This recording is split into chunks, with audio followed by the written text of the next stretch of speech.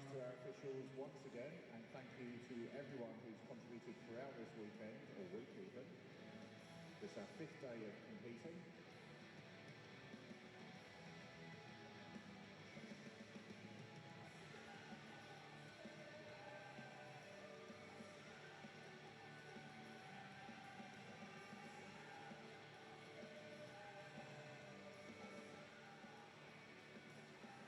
So just while our officials take their positions, I'll introduce the referees and starters for this afternoon. We actually have one starter, so our referees this afternoon are Mr. Pat Daly and Antonia Hoskins. Thank you very much, Pat and Antonia. And our starter this afternoon is Mr. Paul Mullen. Thank you very much, Paul. Thank you, officials. You may take your seats. Our order of events this afternoon is a women's 100 backstroke followed by a men's 100 backstroke. We have a women's 400 IM and men's 200 IM. Then we have women and men's 50 fly, and our last event this lunchtime will be the 800 freestyle women. So it looks like our first competitors are out on deck. This is going to be heat 1 of 19 listed heats. I think we actually have 11 in this session of the women's 100 backstroke, event number 33.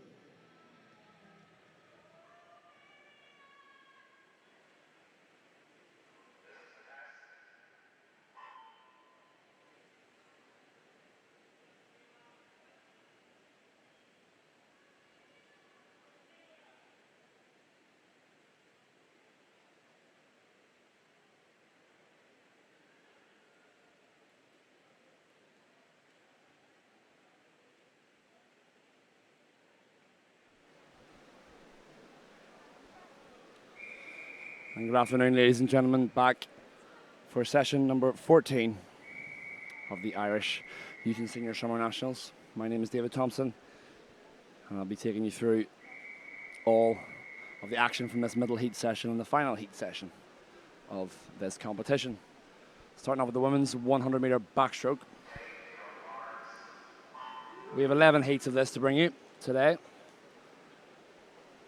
Before moving on to the men's 100 metre backstroke, where we have also 11 heats, and then we have 3 heats of the women's 400 metres individual medley,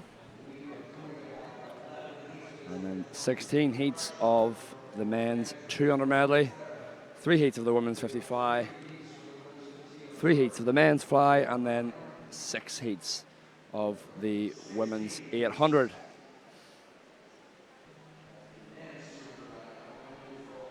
So first up in the pool, just the 3 swimmers in this. We have Brady in 3, Roland in 4, and Martin in 5. Brady, a para-athlete, coached by Stan Shepherd and David Strange in Lisburn.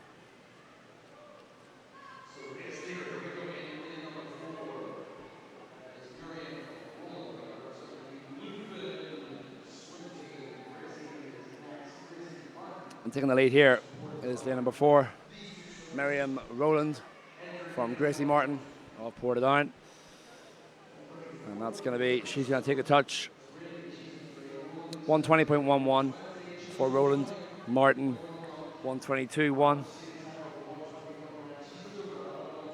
Good PB that from, no, sorry, they're both outside their best times there. Brady with a best time of 134.3. She comes in at 136.4, just slightly outside her best as well. Heat 1 in the books.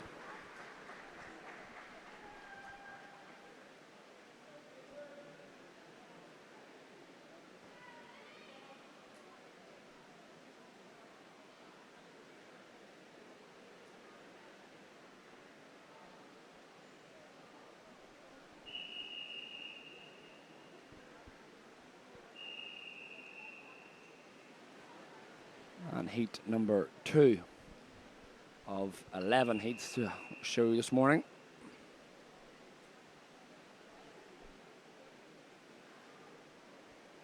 All 10 swimmers present here.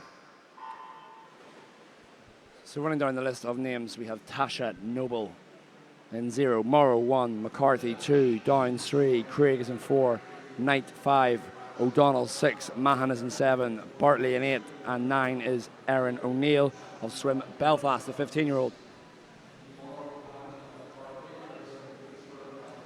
Coming down towards this first 50 of the 100-metre backstroke. It is Holly McCarthy of Portmarnock. And she flips it at 36.5, some 1 second clear of Caitlin Morrow beside her in 1.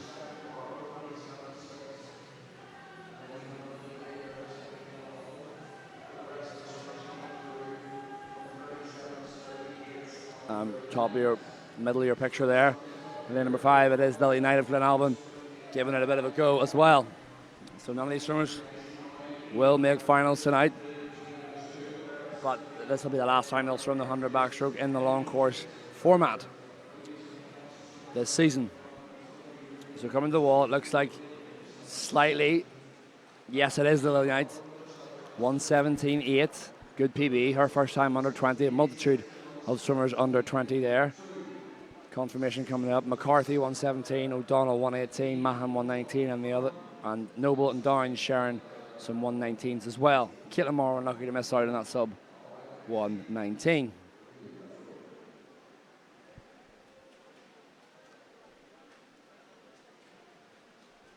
Heat number 3.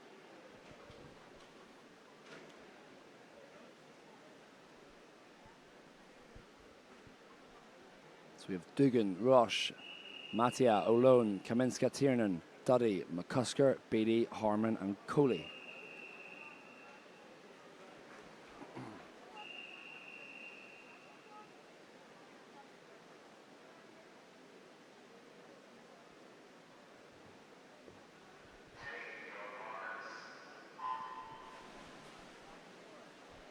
On a full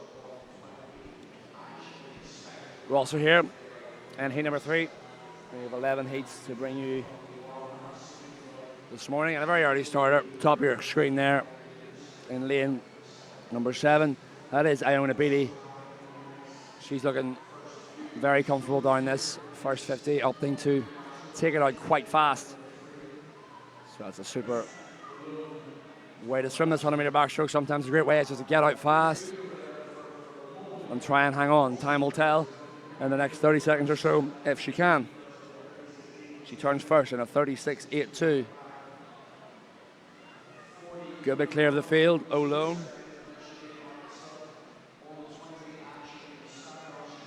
And then number 3 as well, having a decent swim.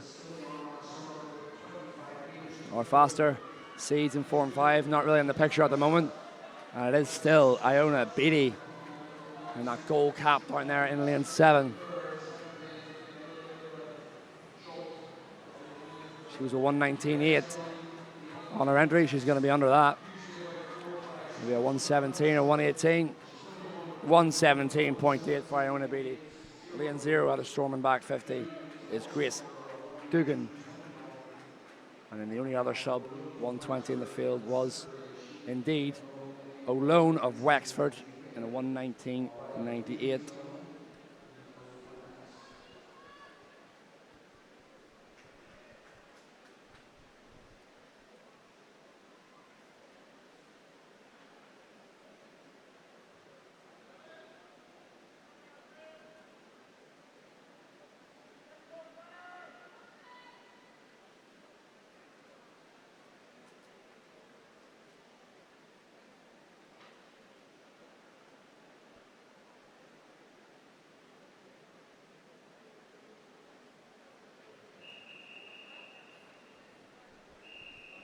And heat number 4. We have a DNS in lane number 4.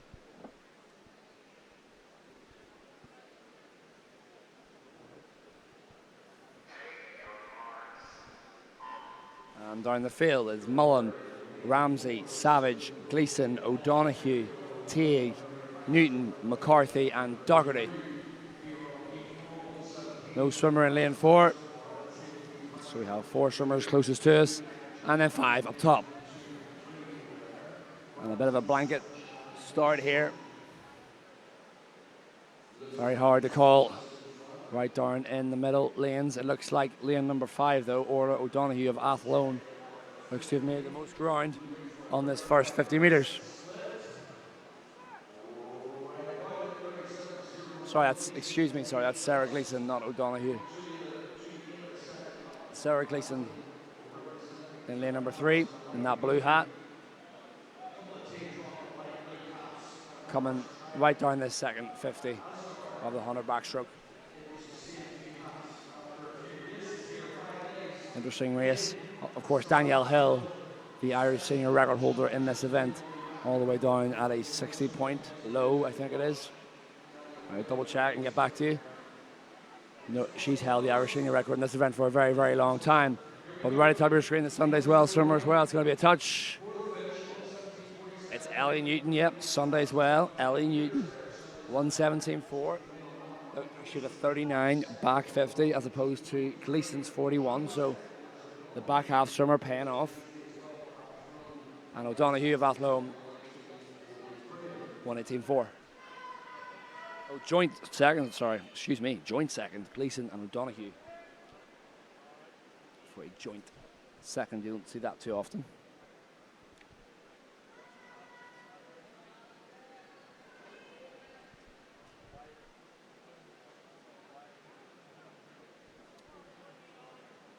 And on to heat number 5.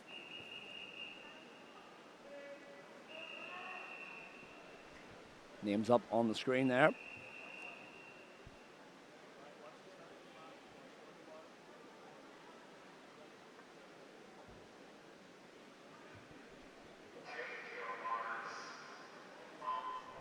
And through the list of names, we have all 10 swimmers present here.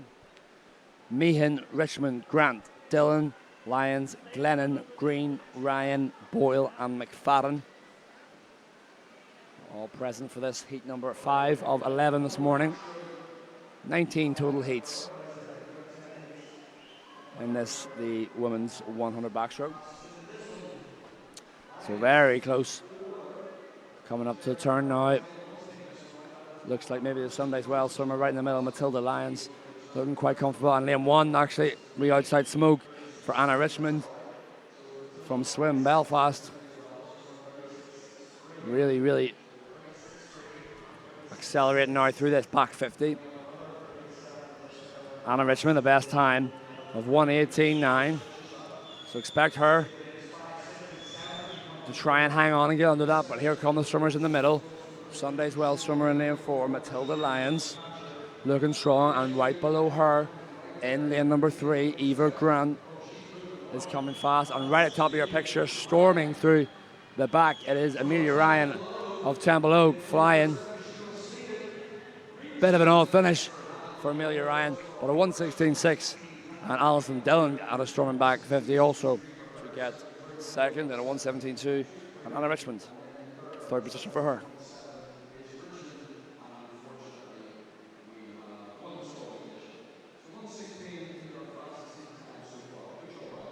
Well, Alison Dillon disqualification there.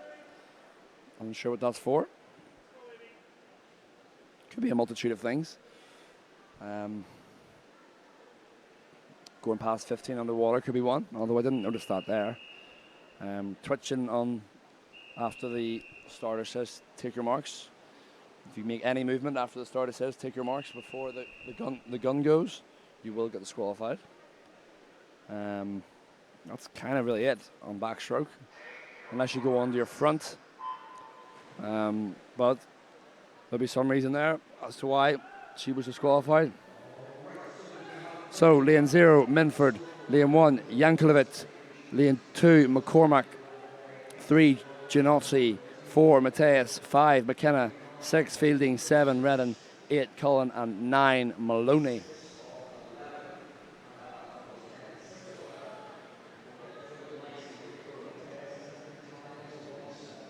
So top of your picture, lanes 6 and 7 look to be the early leaders. Cara McCormack, daughter of coach of Cork Dolphins, Mike McCormack, and Ashley Redden right there as well.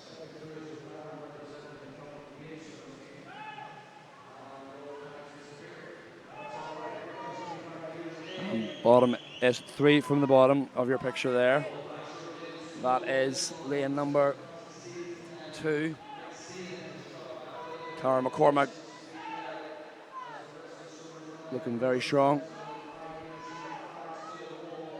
And coming into the wall, it's going to be very tight to call. Here's Cara McCormack and a 1:15.7 from Eva Mattias and a 1:16.1, and Ashley Redden from lane number 7 and a 1:16.4.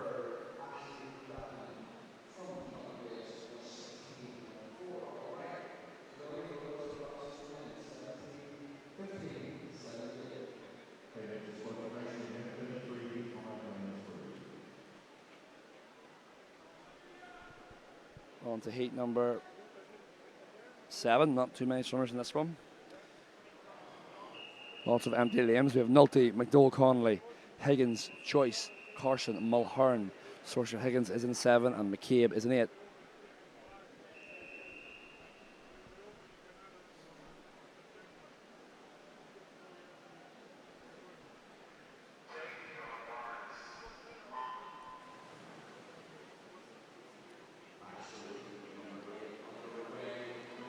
So great start up top of your picture, lane number 8, Kathy McCabe. Had a fantastic underwater section. And it looks like she's taken maybe an ever so slight lead into this first 25 metres. Right in the middle of the pool, in lane number 4, the shark swimmer, Amelia Joyce, having a nice opening 50 as well.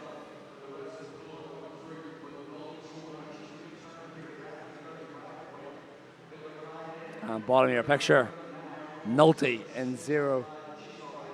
That's really from Strully Seals, I think that is.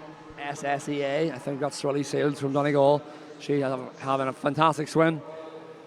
She's entered in a time of 1:17.75. So looking to get under that, but a bit of class being shown in the middle here now. Number 4 of Amelia Joyce in this backstroke.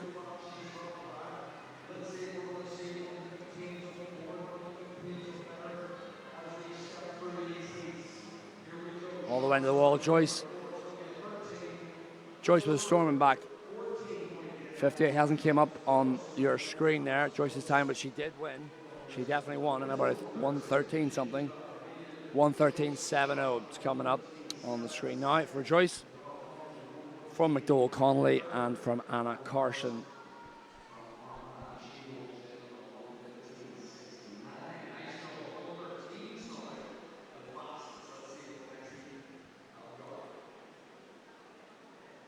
Really good start there.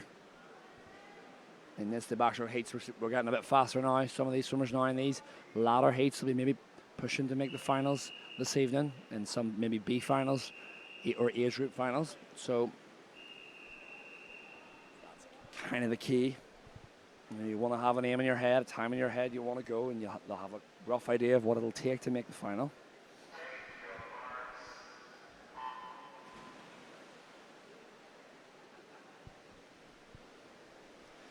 We're away. Nobody in lane number 8. Goggin, Stewart, Meehan, Robinson, Robson, Farrell, Flannery, Killeen, and O'Donoghue.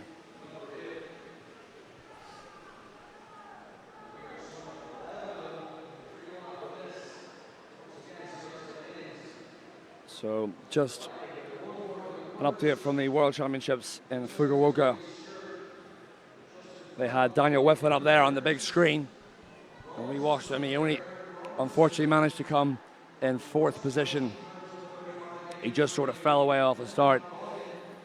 Hafanu, the Tunisian champion in the 400 and the 800 at that competition, added the 1500 to that. He's just off the world record in a 14:31. Bobby Fink just behind him by some 5/100ths of a second. And Sam Short in a 14:37 took the bronze. Whiffen back in a 14:43. Gussie swim, but didn't have the pace to live with those guys.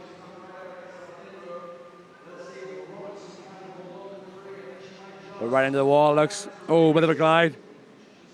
Bit of a glide for Erin Robinson, and it cost her. Flannery got in there in lane number 6 at a 1:14.7. And Kiva Killeen, 3rd, and Holly Robson, the Lisburn swimmer, was in 4th.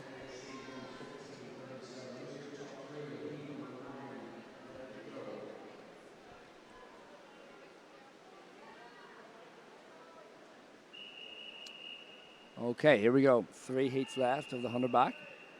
Malinkova, Crawford, Cosgrove, Price, Ballard, Collins, Nita, Murr, Glennon, and Ruddy.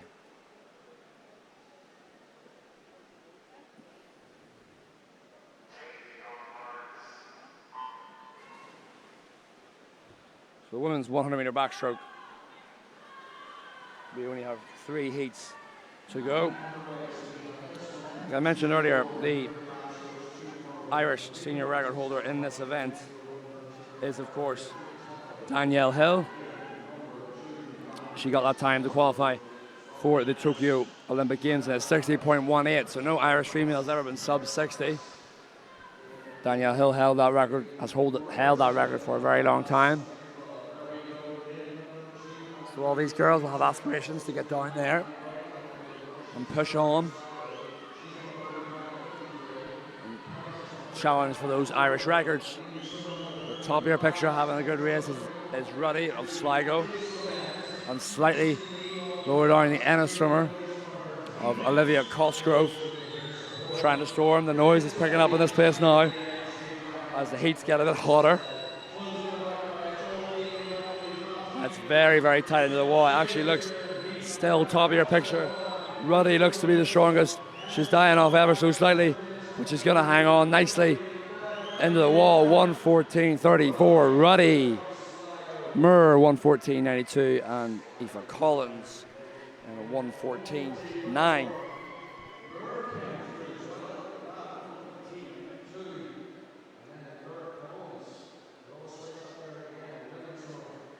Real good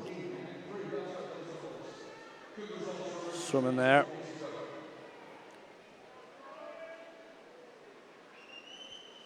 On heat 10, penultimate heat here of the women's backstroke.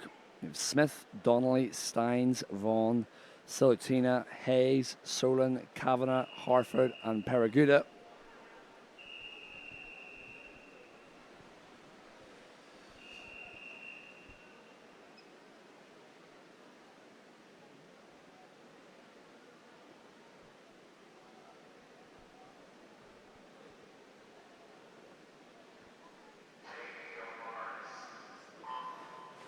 Bit of a long wait there before they got ready for ticker marks and go. So, backstroke, interesting compared to the others. Of course, the only stroke that is on your back where you're looking up at the ceiling. These swimmers have the added benefit of, and it sounds silly, but swimming with a roof over their head. It's far easier to see where you're going when there's a roof over your head. Any outdoor competitions, or if you go to a training camp outdoors and you look up at the sky, and nothing, you can zigzag all over the place. It's very hard to understand if you're going in a straight line or not. Subconsciously, these swimmers will be looking at something in the roof, whether it's a tile, a light, a window, and that'll be what they'll fix their gaze on to keep them going in a straight line. So that's why you might see some swimmers when they race outdoors. If you go back and look at any outdoor competition, they might just hug the lane rope and use the lane rope as a reference to how straight they're going. But lanes number 9 and lane number 7, or lane number 6, excuse me, looking good. Pereguda and Solan. It's going to be Solan, I think. It is just Solan from Pereguda, from Smith. Tight one, 1:14.2s, 1:14.3, 1:15 then for Naomi Smith of Bangor.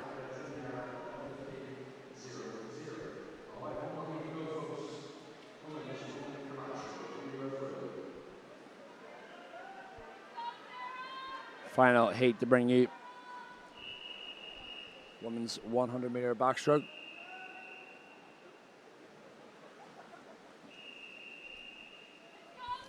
Gunning, Began, O'Boyle, Greenslade, Byrne, Holland, Creaney, Randalls, McGaughran and Higgy.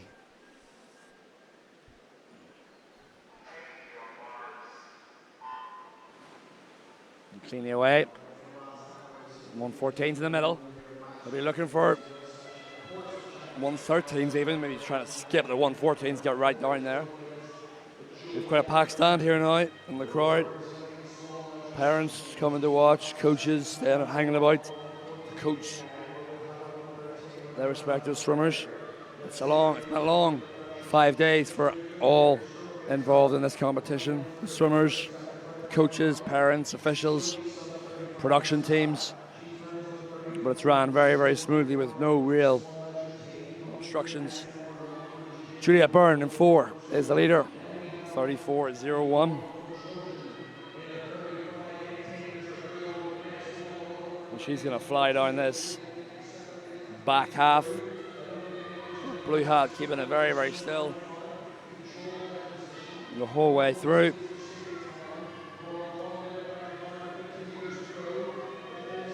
And Byrne coming into the wall now. There's a few trying to challenge, but I don't think they're going to be able to. Lane number 5's coming back hard. 4, excuse me. O'Boyle in lane number 2 got the touch. Thank you very much indeed. 1:12.87. Juliet Byrne 1:13.5 and Began of Trojan 1:13.7.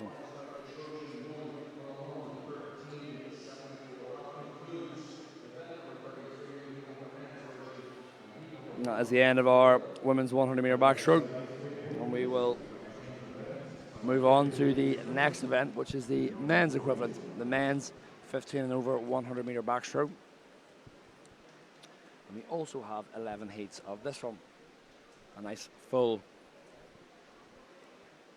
heat, it looks like, for the first one.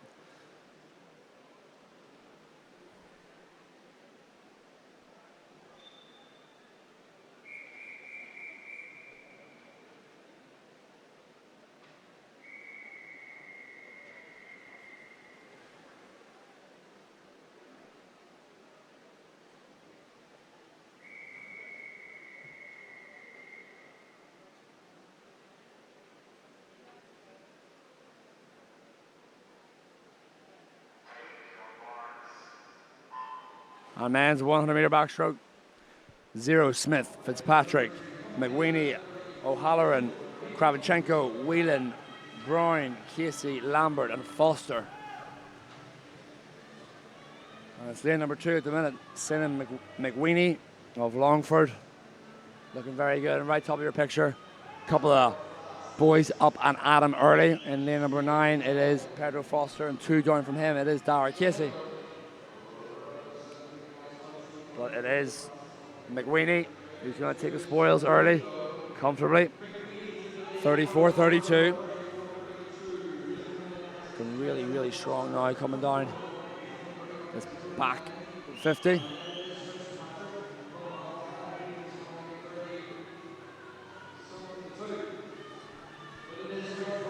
And all the way and trying to challenge hard now and coming through really, really strongly in the yellow cap.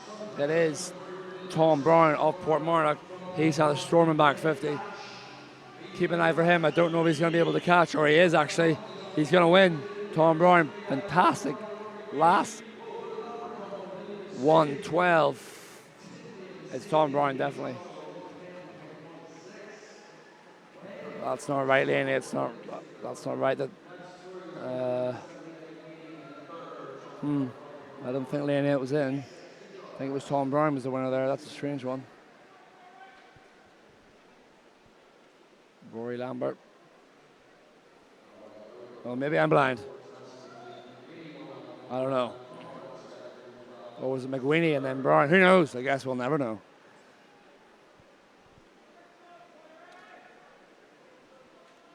But no matter what comes up on the screen, the timing board will register it anyway perfectly. So there's no worries there from a swimmer standpoint. Just for our reference and the swimmer's reference initially, it's a bit annoying to not see it, but no worries.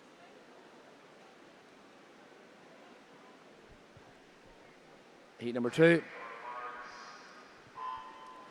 McComb, Miller, Mongan, Marks, McNally, Halikovic, O'Malley, O'Connor, Gillard, and McNary.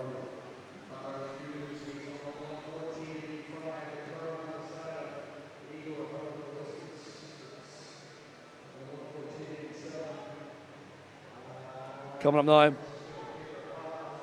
top of your picture going strong in lanes 9 and 8. Gillard and McNary. What looks to be the middle of your pool. Here taking a bit more of a strong start on lane 0 maybe, yeah. Spotted them really late. Ross McComb out in a 34.29. McNally 34.66. And Mongan just back. But I've been very fortunate to be great friends with some fantastic 100 metre backstrokers over the years. Conor Ferguson and Shane Ryan out in the World Championships at the minute. I trained and raced with them a lot. And although they were both, I'd say, swim the 100 back in a slightly different way. And it's McNary at the end in a 1:10.4. McNally and McComb, 1, 2, and 3. And I was just saying about Shane Ryan and Conor Ferguson, learning the two of them racing each other, both very different body shapes and sizes, but not very dissimilar in their best times. So Ryan would always opt for maybe to try and go out a bit faster, whereas Conor would maybe try and sit back a wee bit. But I have seen Conor in recent times try and go out super fast and try and hang on. He actually led off the men's medley relay this morning in a 54.1, which is a real gutsy swim from him. 0.2 faster than what he went 2 or 3 days ago to get that Irish team 13th position at the minute.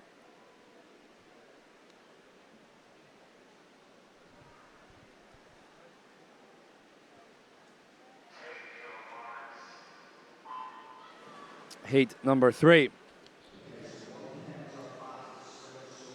Satmari, McNamara, Buckley, Burke, Walchak, O'Keefe, Doyle, Gillanders, Nixon and Shanley. So right in the middle of the pool. Then number 4, Walchak. Really nice long stroke. Look how long his arms come over right over the top straight. Turn your body, rotate on the one axis and then pull. Very important on backstroke to have a strong core.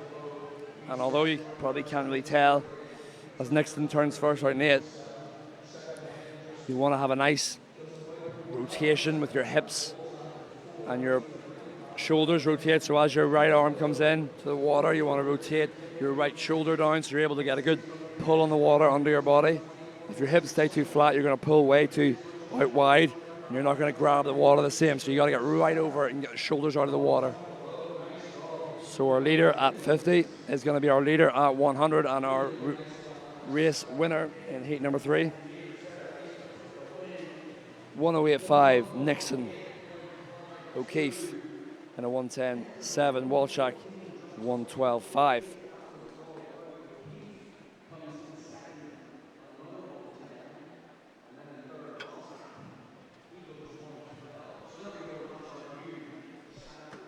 Heat number 3 is in the books.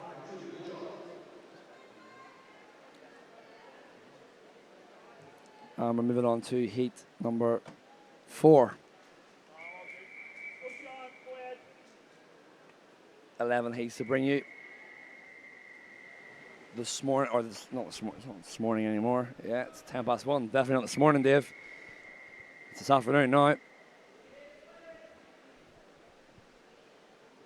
So run down the list of names as we get going here in heat number 4. We have Smith, Greenan, Fox, Sumaris, Little, Pasaktika, hope I pronounced that correctly, Tyler, Radican, Fitzpatrick, and Trait. Pazitica, that's it, the name 5. I'm going to go with that. And it's lane number 3, Zumaris, though, who looks strong. Coming down this first 50 metres. And Pazitica looking super strong as well, but it's going to be between the two of them. It's Pazitica from Fox, from Greenan, and then from Zumaris. So Greenan at 1's having a good race as well. The 100 metre backstroke. A lot of these swimmers will have raced maybe the 200 metre backstroke or the 50 metre backstroke in recent times at this competition. So they have a really strong idea about where their game is, where their backstroke is at this current point. So lane number 5, Pazitka coming in, bit of a sluggish finish, bit of a look as well, but he gets the touch in a 1:10.33. Keelan Fox in a 1:10.5. Zumaris third. Pazitka had a wee look there. with about two strokes out. Had a wee look. You don't want to do that. You want to keep that head back. The flags you see over at each end of the pool, they're 5 meters out. So those flags are purely for the backstrokers to signal when you're 5 meters out, so you know when to turn, so you don't whack your head off the wall. So look out for lane number 4, Ruben Agbaji, the banger swimmer. Had a storm in 200 fly last night. And there's like Agbaji out in 4. He was out very fast. He likes to race. He likes to get going. But quickly down the list of names: Samachov, Lau, McNamara, Doyle, Agbaji, Kenny, Wynn, Daly, Patton, and Gary. At the moment, it is Agbaji the whole way down. A very strong athlete. Ruben Agbaji of Bangor. He's only 15 years of age. He's entered on a 1:12.37. I think he's probably going to touch first, maybe second from lane 1. Yes, lane 1 is Cody Lau of Ballymena. Agbaji's second, and in third it's Adam McNamara. So who can bring it back the fastest? You got to keep that head still. This is where it begins to burn. You've got to up the rate, up the leg kick. Don't let your stroke rate drop. It is the number 1, Cody Lau, looking super, super strong. It looks like Agbaji is falling off quite dramatically. Lane number 9, Finn Gary, is going really, really well. But I think it's going to be all about lane number 1. Cody Lau of Ballymena coming the whole way into the wall. He should get a touch. He does, just 108.23 from Gary, from Daly.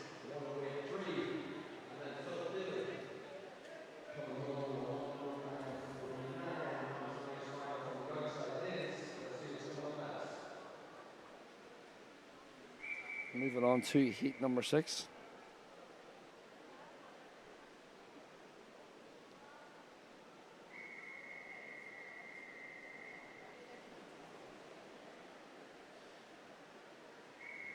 Okay, Rohan, Ho, Gunn, Fox, Matthews, Noonan, Keys, Gilly, Farrell, O'Rourke.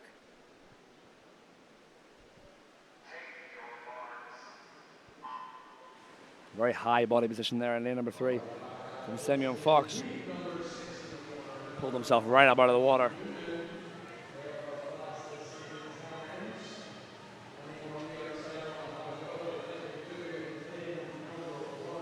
Quite hard to call early doors here, but looks like bottom of your picture, Justin Ho having a good swim. He's bridged the gap from the boys either side of him. And yes, he touches just ahead of the swimmer beside him. 33.2 from a 33.4. Matthews slightly back.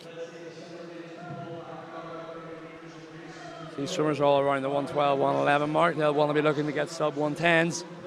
Will be what they want to be after.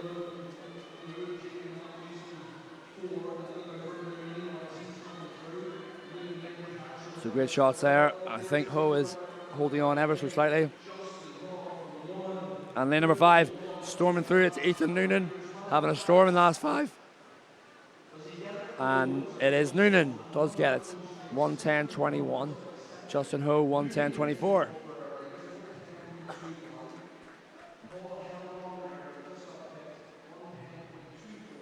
And Daniel Rowan gets the 3rd position, 110.6. Nobody sub 110 yet. Although expect to see that now probably in this next heat, which is heat number 7 coming up.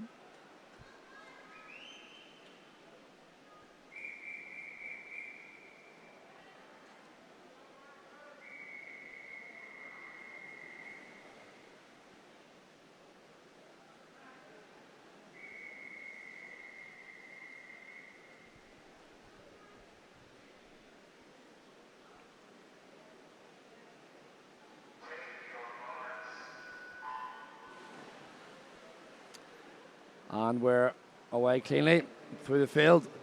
Kelly, Fraser, Kelly, Dugan, Bowen, Georgiev, Spillane, Connolly, Steins, and Nugent. all coming in this 100-meter backstroke. So this is the getting now towards the sub 110s. All these guys 111, some 111 low. So with big personal best times, we should see them drop under that 110 mark. Maybe it is Kyle Kelly in 2:32.69. Coming through very nicely. Looking for that leg kick. So a lot of these backstroke swimmers will work on their leg kick. They'll do lots of kick sets where you're only allowed to use your legs. Either on freestylers will hold a kickboard and just kick their legs. Backstrokers will do a streamline kick on their back. So they'll hold their arms up in a streamline position, similar to what you see them do off the wall, and they'll just kick their legs. But here we go. Kelly, 108.1. Spillane, 108.2. Bowen, 109.1. That is heat number 7 in the books. But yeah, those kick sets are very important. You will not see too many backstrokers, well, good backstrokers anyway, with a poor kick. You know, very, very important. Because at the end of a race, when your legs begin to tire, you begin to not be able to pick it up. You know, your arms follow what your legs do. If your legs begin to drop in tempo and rate, your arms will do the same. So if you can keep your legs up, it'll encourage your arms to keep going even more. So important on backstroke, especially in this 100 at the back end, and the lactate really kicks in.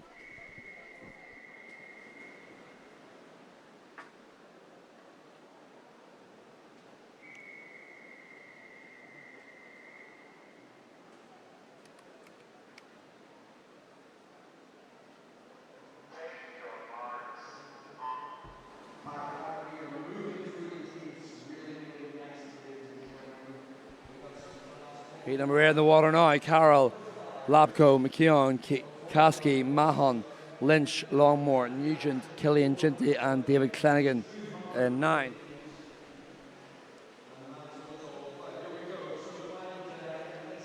So swimmers probably struggling with fatigue late on here in day 5 here of the Irish Youth and Senior Summer Nationals. It's been a long 5 days for a lot of these swimmers, but they're still putting up fast times nonetheless. This builds character, these kind of meets, where they're very long. But on the last day, in fairness, you will get a bit of a second wind. Knowing it's your last day, knowing it's the last day of the season, you'll be in the water. And these swimmers will have time off now after this competition to rest and recover. Some will go on holiday. And a lot of parents and things like that will wait. They won't go on holiday during the June, July phase. They won't go away anywhere. If they like go away to a foreign country or visit a different part of Ireland, they'll wait until this competition is done so they don't miss training before it, and then in August they'll all go away. So before school and gets back in September. So Longmore, Nugent, Mahon, 1, 2, 3 before school gets back and back to training and starting that sort of hard work again for the season. Swimmers really don't get much time off at all. You know, just really the month of August when they're back in at it. You know, it's such a demanding sport, physically demanding. You have to be very conditioned. Not only to race fast, but also to train at a decent level. You've got to be very, very conditioned. So, heat number 9, just 3 heats to go.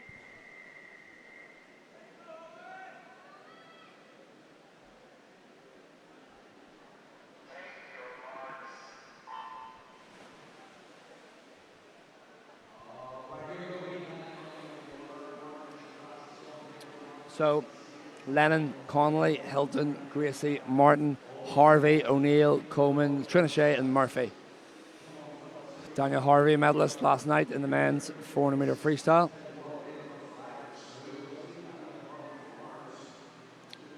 And he looks to have a very strong first 50 in the 16-year-old category. He got a medal, 31.62. He leads comfortably.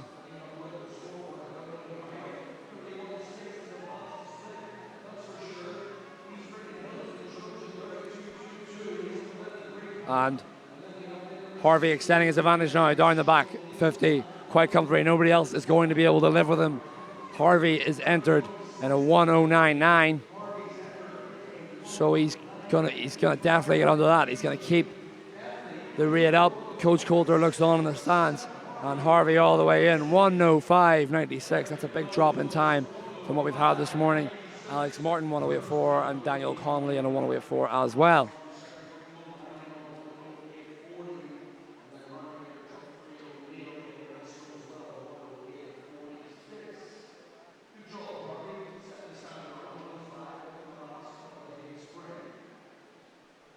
There's a roundup of your results.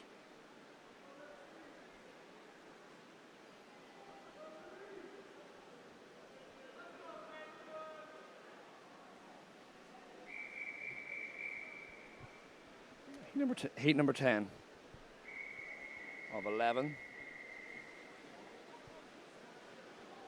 Walsh, Cofield, Nealon, Halakovic, Lacey, Panov, Bramham, McAteer, Wakiman.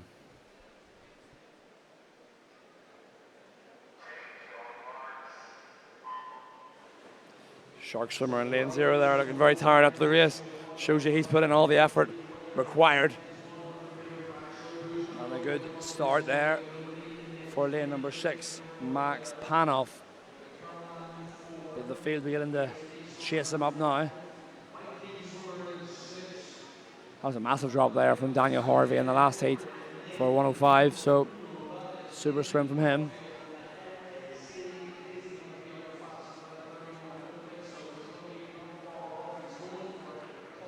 And right off the wall, good underwaters from lane number 6, Panov. Superior underwaters, really. Cofield as well. Tying up maybe slightly. He was our leader, 50, but he's tying up ever so slightly.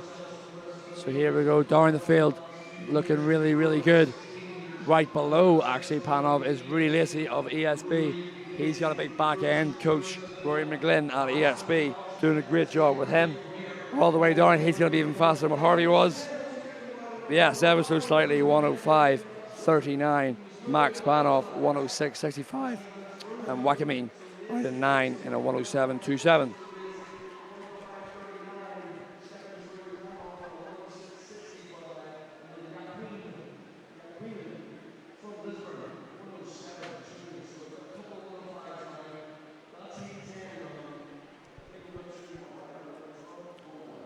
One more 100-meter backstroke heat to bring you.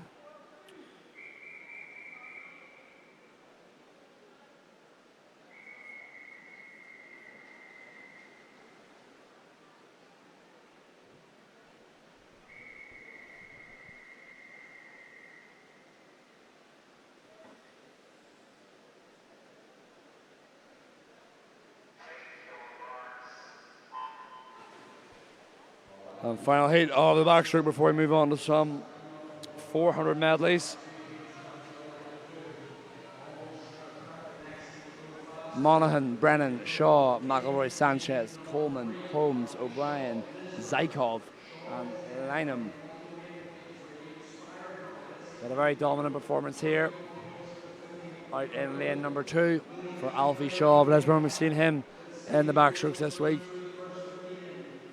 And he's out 30.81. That's the fastest front end we've had yet. Looking really solid, coming off the wall. All these swimmers, as they get a bit older, a bit stronger, a bit fitter, they want to extend those underwaters off that turn the whole way, maybe to 15 metres. Use that underwater so you're swimming less. If you kick more underwater, you're taking less strokes, using up less energy, and therefore you can go faster.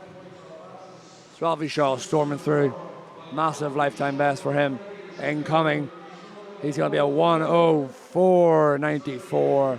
And then it's, who knows, it's Brennan in 1:07.0. Zach Holmes 1:08.1. So best times there, kind of all around for those guys. But Alfie Shaw, complete league of his own in that one.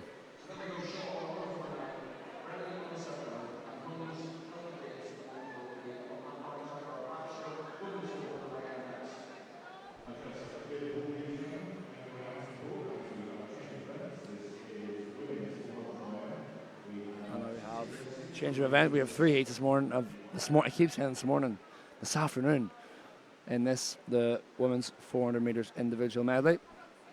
We have 3 heats this morning, and then we're having 3 heats this afternoon.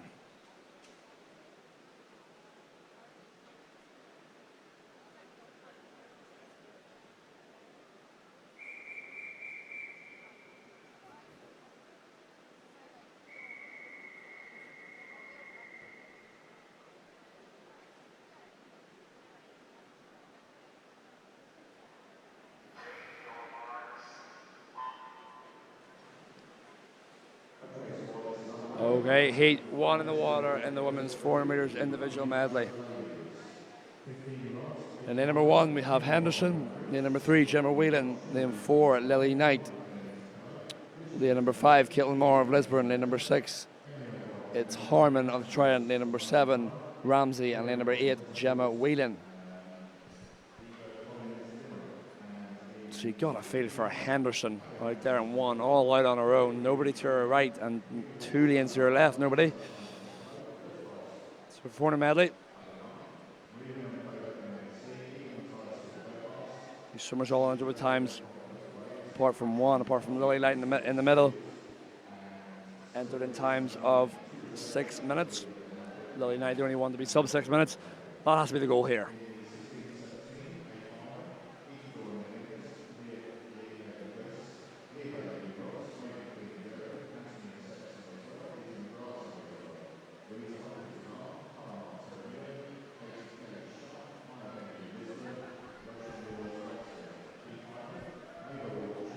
Coming on now to the turn of this 400 medley.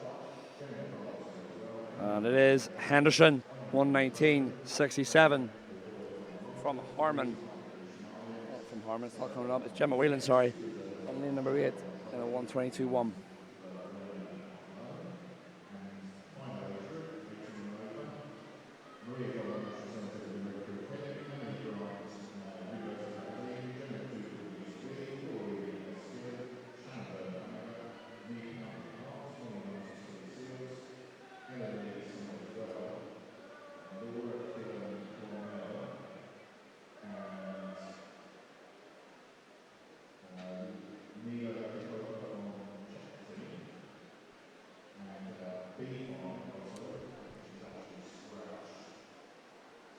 And Henderson still first in a 2:07.82. Lily Knight into the picture now. 2:09.3.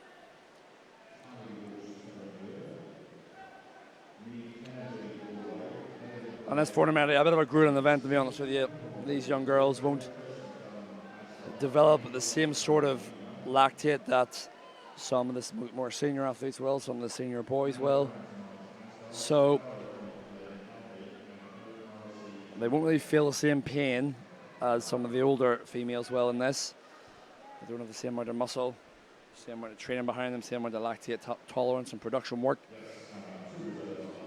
But really, it's a game of fitness. You got to be super fit to do a 400 medley. Think about it. You have to do 100 fly and then 100 back straight in without a break, and now you got to do breaststrokes. So if your breaststrokes not on point at all, you're going to struggle really massively. So, and it's a great, not only is it a great physical event to do, it's a really, really good event to do for mental capacity, to really strengthen your resilience, because there's not too many events in swimming that suck more to do than the 400 medley. Maybe some of the distance ones, very, very hard. So a lot of coaches will make you swim up an event so that it makes your actual event seem shorter and seem easier. So if you're a 200 medley is your thing, well, a coach may get you to do a couple of 400 medleys. Because if you think a 200 medley is hard, maybe you're thinking it's long and it's hard to pace and it's this, and you're attaching a lot of negative connotations to it. Once you swim a 400 medley a few times, you realize, oh, well, maybe the 200 medley is not that bad after all. But similar how I used to do it. I was a sprinter when I swam the 50-meter freestyle and 100-meter freestyle, but I would swim the odd 200-meter freestyle, not towards the end of my career, but definitely when I was at university, and when I just returned, I would swim the odd 200-meter freestyle just to remind myself that, oh, the 100 is actually very short, Dave. It's okay. It's not that bad. So a lot of coaches will get their athletes to swim up to sort of teach them that mental resilience. Swimming is such a mental game. We always talk about the physical aspects of it. You know, the technical aspects that I'll focus on here and attempt to relay to you, but you know, the dives, the technique, the underwater work, the splits, the tactics, all those different things. And whilst they are important and they do play a massive, massive factor, it's more about the mental side and how being able to stand up behind a block knowing that whatever your event is, if it's a 50 freestyle or 400 medley like this, knowing that, okay, well, the last 16 weeks or the last year of work is going to come down to this couple of minutes. Or in my case, it was always under a minute, and it all comes down to that. So that if you're not mentally astute and mentally strong, when you stand behind that block and you know it's all on the line, and you've got one shot at it, it's very, very hard. So imagine what that's like at the top level, at the Olympic level. So the mental capacity required to do that is incredible because there's so much riding on it. But back to the action. Lily Knight of Grenoble, she's our fastest seed in a 5:59. And that's going to be, she's going to be just outside that though, I think. Lily Knight, there's going to be no swimmer here sub the 6 minutes. We'll definitely get that in the next heat, but not this heat. Lily Knight going to be just over 6 minutes, 0.81 for Lily Knight. And then lane number 8, it's not coming up, I can't tell you that, is Gemma Whelan in lane number 8 with a 6:03.84, and then Henderson in 6:05.75.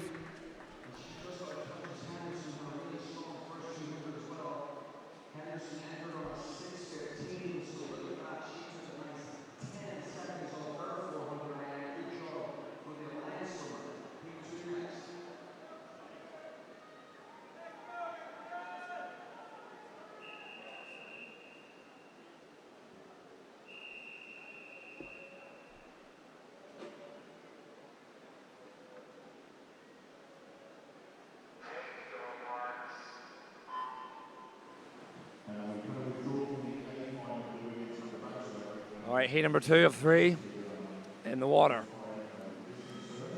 We have Maya O'Loughlin Brophy in 0, Sinead McQuillan in 1, Erin Robinson is in 2, Rachel Whelan is in 3. Next to her is Senya Nita in 4.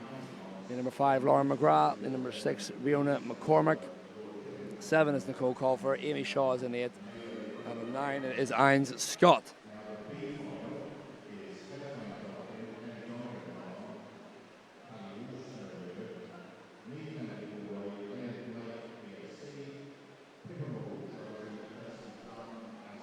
And expect there to be a few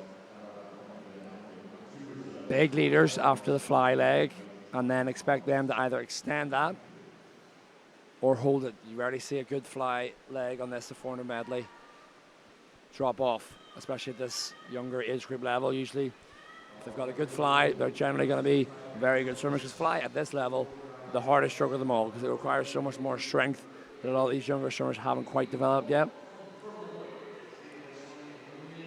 So Amy Hall, 1:14.4, commanding lead. 1:17.2 for Scott O'Loughlin Brophy, 1:18.5.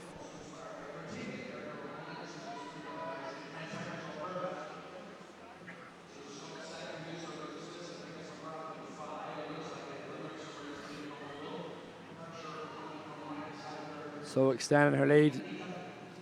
And then number 8 is Hall.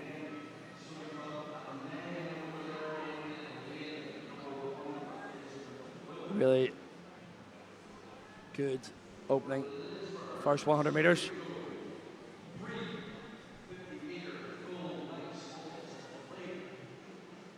I can't tell you, the women's, this exact event, the women's 400 meters IM has just taken place at the World Championships.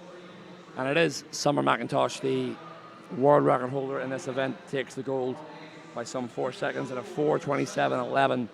She holds that world record at 4:25.8. Summer McIntosh, a very young swimmer. I think she's only 16 or 17 years of age, from Canada. She broke that mark, Katinka Hosszu's mark, earlier on in the year.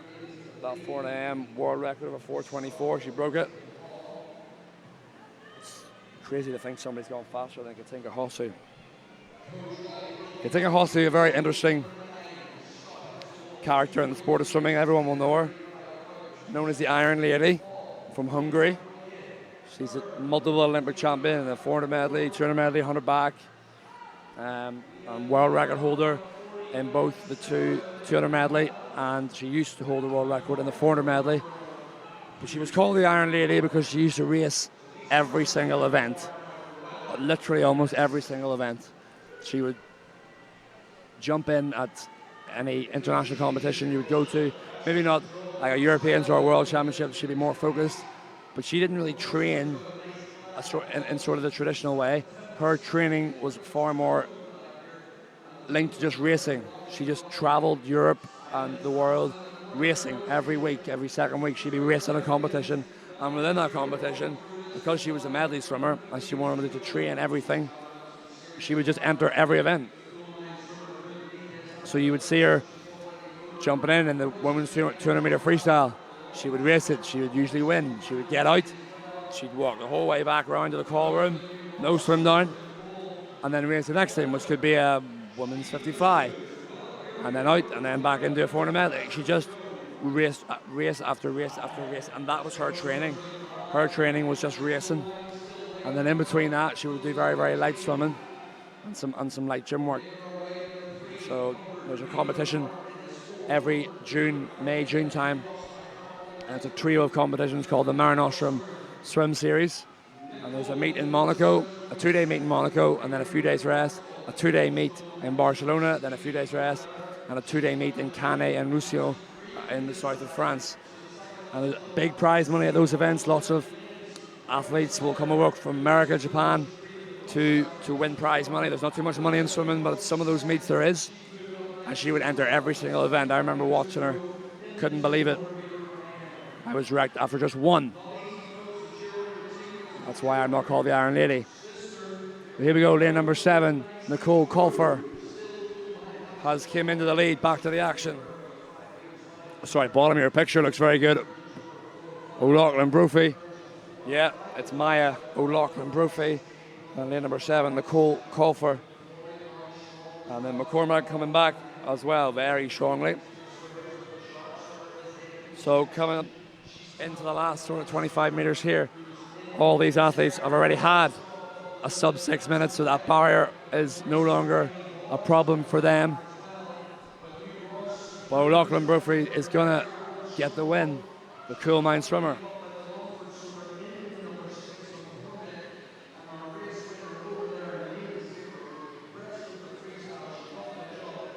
Good PB, 5:43.93. Nicole Colfer, 5:46.49. And Miriam McCormack, 5:49.20. So 3 swimmers sub 5:50, and then every single swimmer yet under that 6-minute barrier. So very good to see, and there's confirmation of heat number 2 in the books.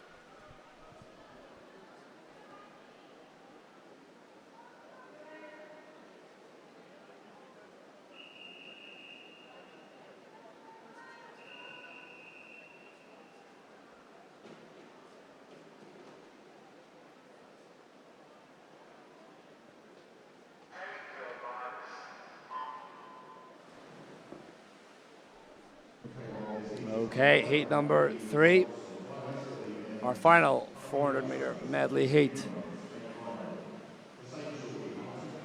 of this afternoon's heat. Do you know why I keep saying this morning, folks? Because the heats are always in the morning. They're never in the afternoon. This middle session is quite unique. So that's why I keep saying this morning instead of this afternoon. So, down the list of swimmers, Amelia Ryan in 0, Ellen Dooley 1, Sheffer Glynn 2, Phoebe Lynott 3, lane 4 is Ava Nolan, lane 5, Amy Russell, Lily Markey is in 6, Hannon is in 7, Georgia McBride is in 8, and Rebecca Graham is in 9.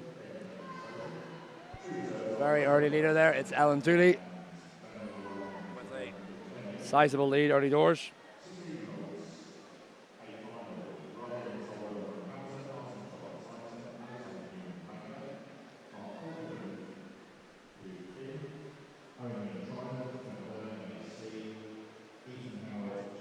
Yep, Ellen Dooley out first, 1:12.40.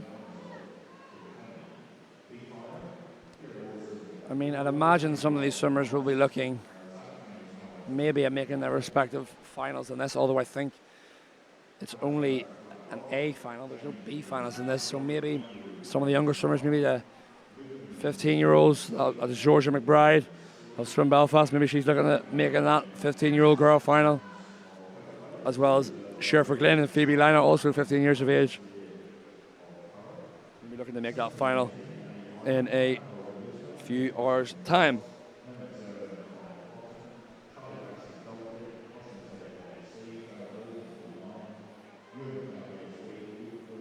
And what's fantastic about Swim Ireland and HPV bringing you this streaming service is that all these swimmers can look back over their races. They can, you know, after they finish here, they can go back, go on their laptop or iPad or whatever it is, and they can watch back their race. They can look at what they did right, what they did wrong, certain things that you just don't know that you're doing. When you're in there swimming, you can't feel certain things. So you might be able to visually look at something and go, oh my word, that turn was rubbish, or that, wow, my underwater kick's better than I thought it was, or, you know, oh, my breaststroke definitely needs work, or I need to pace my freestyle better, or whatever it is. But you'll be able to see, what, like, very visibly, what went wrong, what went right. So it's a really invaluable tool to be able to do. You look up at, like, a lot of these swimmers, or coaches, sorry, in the stands, and they'll have phones out, iPads out, video in the races, you know, so they can, you know, focus in on that stroke. Because obviously the cameras here, the camera team at HPV, are focusing on the whole race, and then the leaders, and then maybe sort of picking swimmers here and there. Yep, just like they're doing now. So they'll hone in on these three swimmers, and excuse me, and then 3, 4, and 5. But then like the leader is 1. So if you want constant camera on you, the coaches will just video you and only you. Doesn't matter if you're way last or way in front. So really invaluable toolkit, which really didn't become too much popular, the video analysis side of it, probably until the mid to late 2000s, you know, where it really, you know, stepped up the underwater camera work, and so many different systems and ways you can get better. And I suppose it's kind of like that in any sport, isn't it? If you break down a golf swing or something like that with, you know, with camera footage now, it makes a complete difference. And that's why these swimmers get fast, they get better so much quicker. And it's such a crazy rate. Number 1, Ellen Dooley, 4:17.5, comfortably in front of Lily Margie.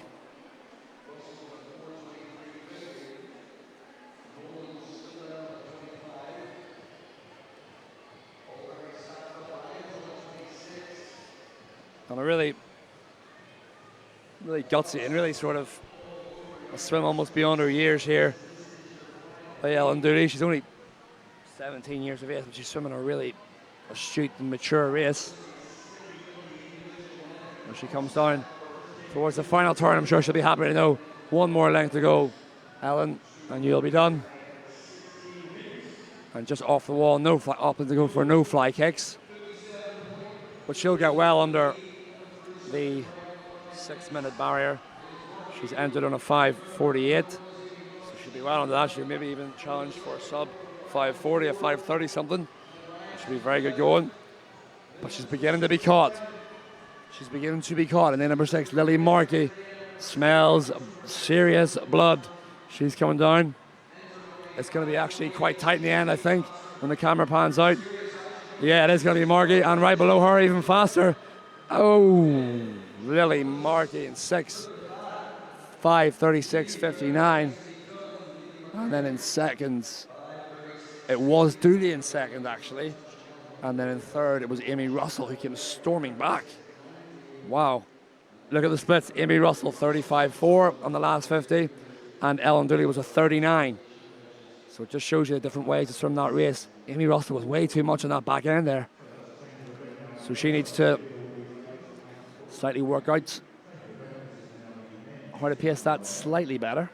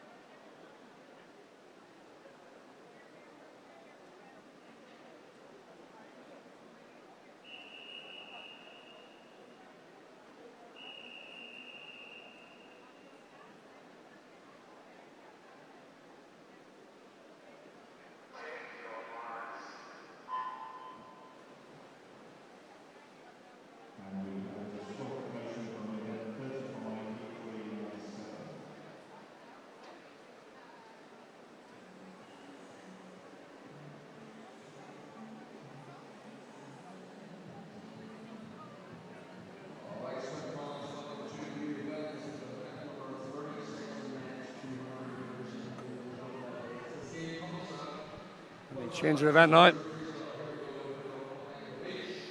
Men's 200 metres individual medley. Fair few heats to bring you this afternoon. 16 of them.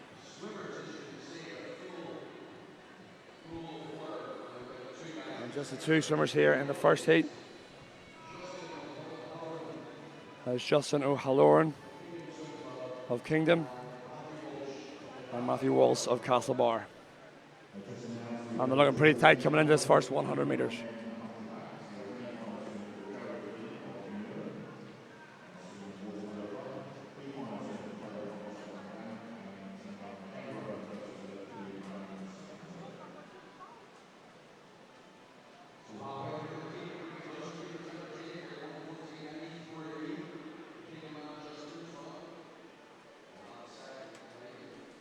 And tight racing here. Tough going when there's only two U's.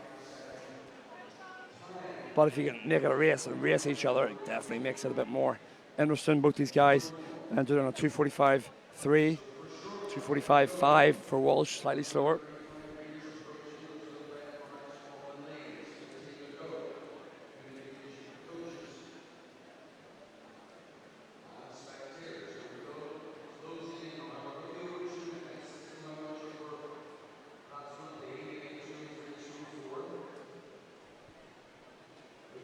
Two 374 from a 2:04.09. Only the 0.3 separating. So O'Halloran looking really up on that rate. Look at the energy he's bringing here. My word, he's absolutely taken off. He's flying down that last 25 metres. The Kingdom swimmer. He's so much energy left. That is crazy.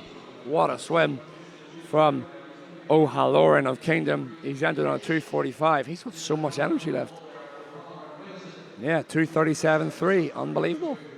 He can definitely go a lot faster than that. A lot. Look at the energy he had at the end. He needs to push that breaststroke a lot more. You know, he shouldn't have that kind of energy. You know, yes, energy, yes, come back strong, but he was just, he could have kept going there. So, he won in the books.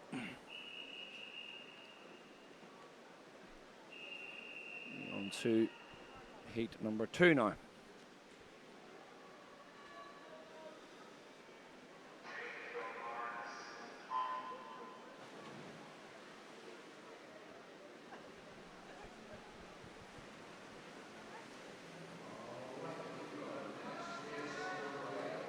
And nobody in lane number 6. That's a DNS, so quickly down the list of names. Lane number 2. Oh, sorry, lane number 2. Lane number 0, Aidan Martin. 1, we have Killian Whelan. 2, we have Edwin Ralston. 3, Conal Gillard. 4, Andrei Kravchenko. 5, Tom Brown. 6, Doug Duffy. Sorry, Doug Duffy's not here. Lane number 7, Caelan Fox. 8, Jack Brennan, and 9 is Killian Kerrigan.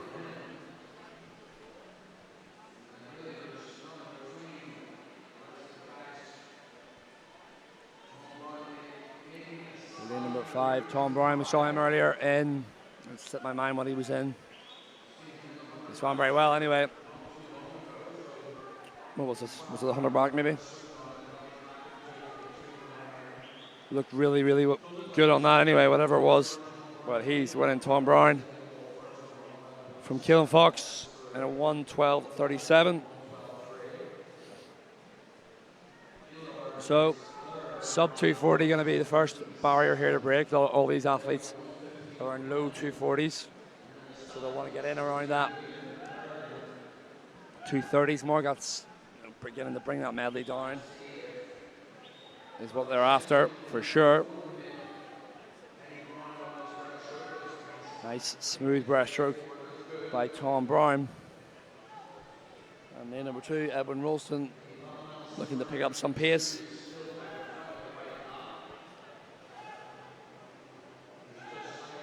And we'll be able to tell by the splits here who actually had a real storming breaststroke and who is the breaststroker in the field.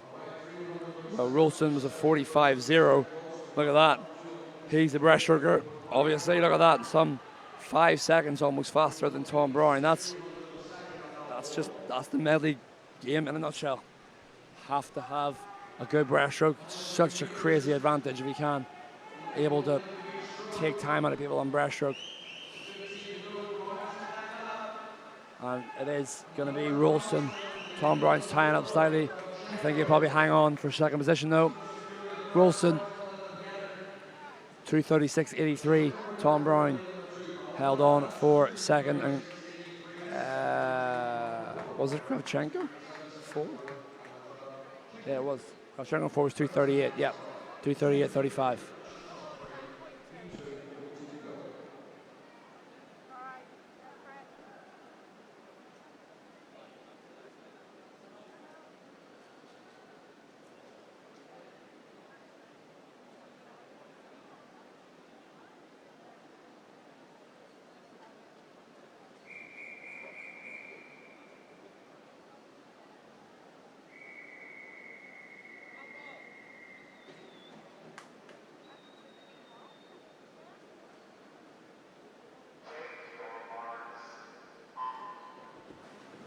Heat number 3, men's 200 meters individual medley. We've got 16 heats to bring you this morning.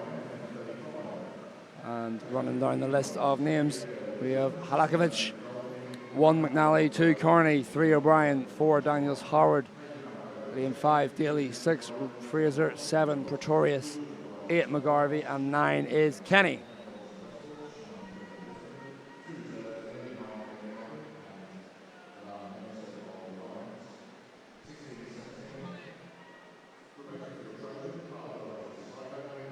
And leading is Killian Carney.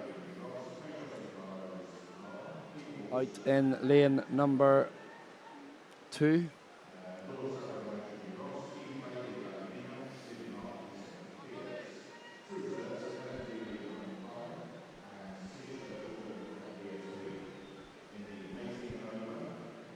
And right in the middle, having a really nice backstroke with a much higher rate than lane number 4. It's Daniels Howard. Really going nicely. In the lead at a 109.2. Carney, 110.5. And you see from that split there, Daniels Howard was a 30.01. So backstroke his strength. Let's compare the breaststrokes now. Let's see who's got the strong breaststrokes.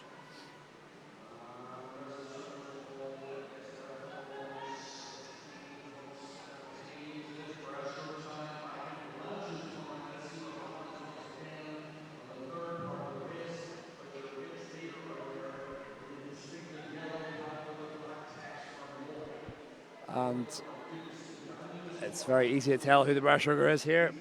It is Daniels Howard. Not only is he a good backstroker, he's a good breaststroker as well.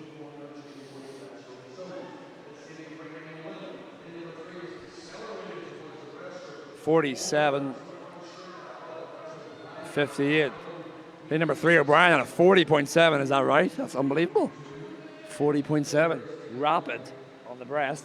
He came right back into it at the end. And here we come. It is going to be Daniels Howard going very, very fast on this last 10 or so meters. Daniels Howard, he's a 4:40.0. He's never been sub. 4:40, sorry, at 2:30. He's never been sub 2:40. Well, he is now. 2:32.97. O'Brien came in 2:35.6 from Philip Daly in a 2:35.7. So a number of athletes sub 2:40 there for the very, very first time. 8 of them actually. Oh, unfortunately, we have disqualification from Ross Fraser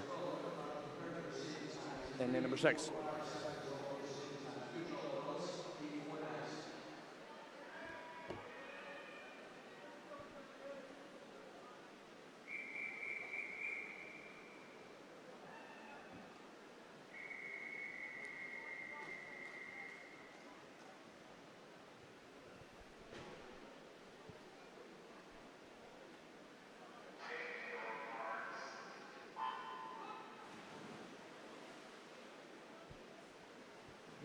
And at heat number 4, running down, we have nobody in 0. Lane number 1 of Portadown, Daniel McDowell. Lane number 2, Dolphins, Ryan Higgins. 2 Kilkenny swimmer, Daniel Rowan is in 3. Alex Lee from Trojan beside him. Evan Buckley of Mallow is in 5. Lane number 6, Ruben Agbaji from Bangor, lane number 7. Thomas Pazitka is in lane 7. McWeeny and Hall are in 8 and 9. Well, there's that Agbaji again. He loves going for it. He loves just attacking it. And here he goes down this on the backstroke leg here. He's going to be a real talent in the future. He's only 15 years old. Swims out of Bangor. He's got some great potential, definitely. And not only technically and is he physically a good swimmer, he's got a great attitude to racing. And you can't teach that. You can't teach someone who just loves to race, He needs to be careful looking over there. He doesn't get disqualified though, Ruben. He's out in a 109.55. You can't teach that sort of grit of being able to go out very, very fast. And it's Agbaji currently in the lead. But lane number 3, Daniel Rowan of Kilkenny, looking very, very strong on the breaststroke leg. Time will tell if Agbaji can indeed hang on.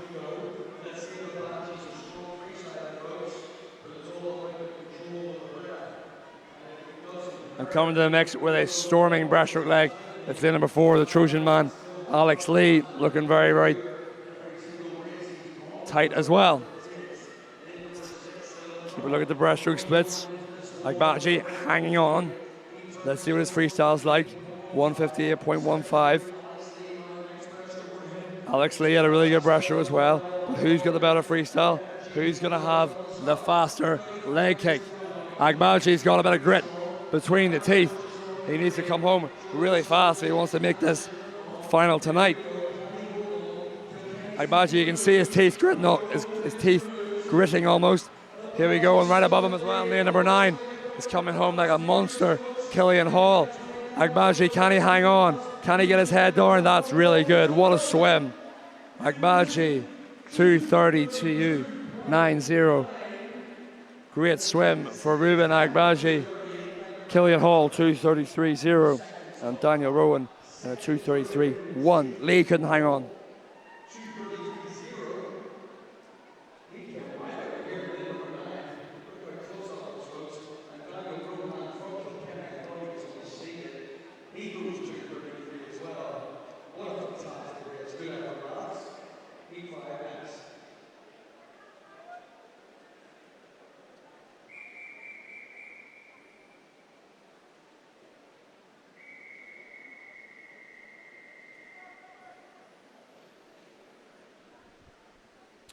Heat number 5 coming up.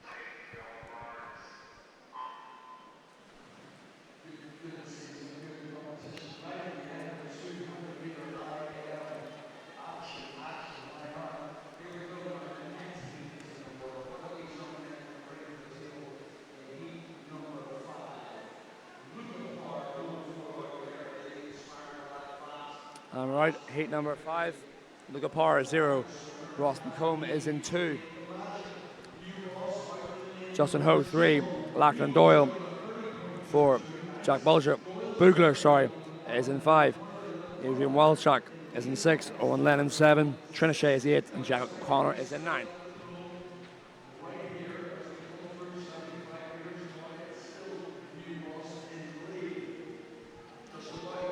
So at the minute in the middle, going well, but very, very bottom of your screen. Far left side now bottom of your screen. It is Luca Parr of New Ross. Looking very, very steady actually early doors. And has built up a nice lead. And top of your screen as well, the Limerick man Jack O'Connor having a solid race also. Luca Parr 1:10.1.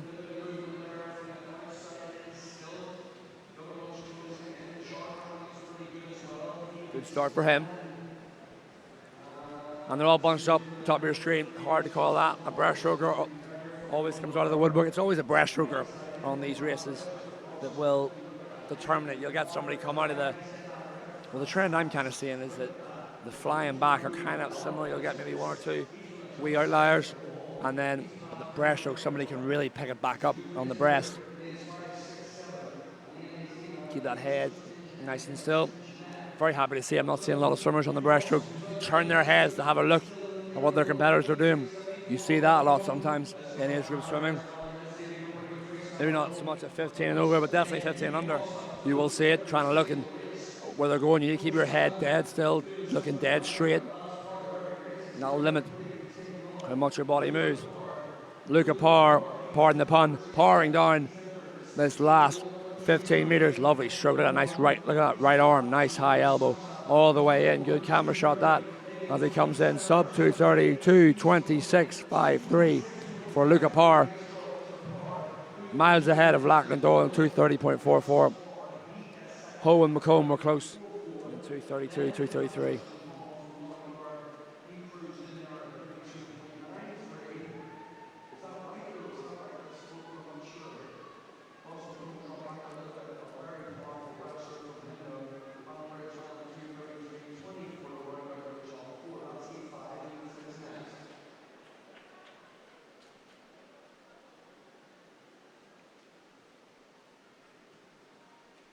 That is confirmation of results. Moving on to heat number 6, we have 16 heats to bring you this morning. This afternoon, sorry, not this morning.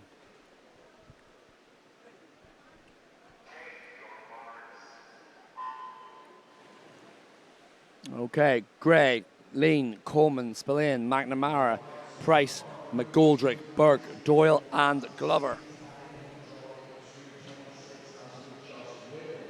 So let's talk a wee bit about pre-race routines. Is very interesting.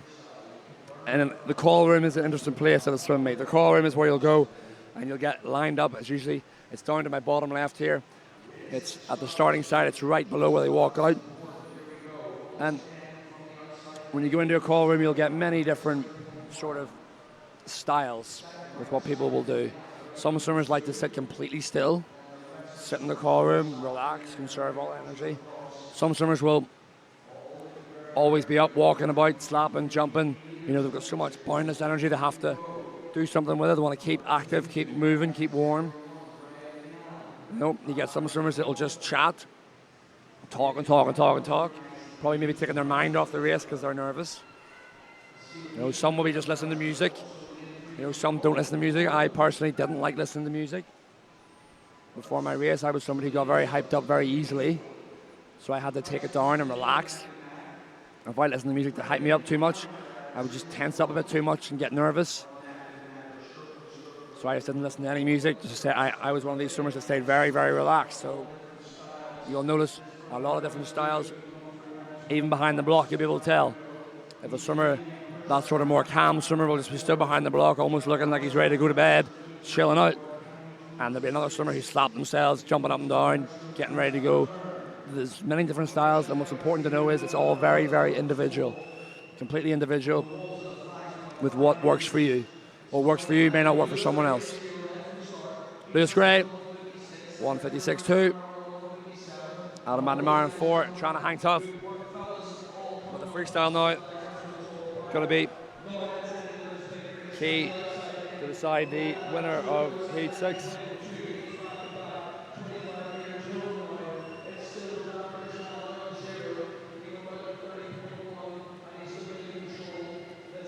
Breathing completely to the field. There's Lewis Gray of Banbridge. He's going to hang on for first. He's not going to get sub 2:30. Very close though. 2:31.84. Lucas Price, 2:32.8. And Ben Coleman in a 2:33.0.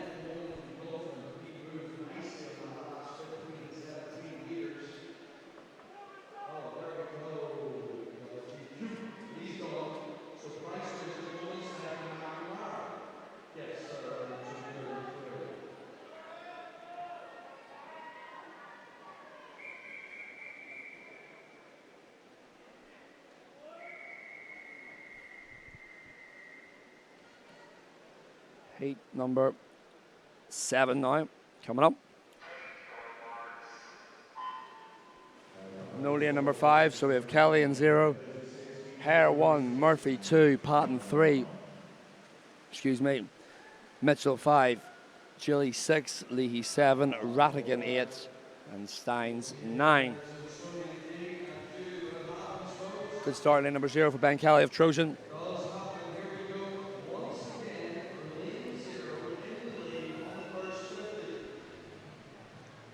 And he is Kelly. He's coming up.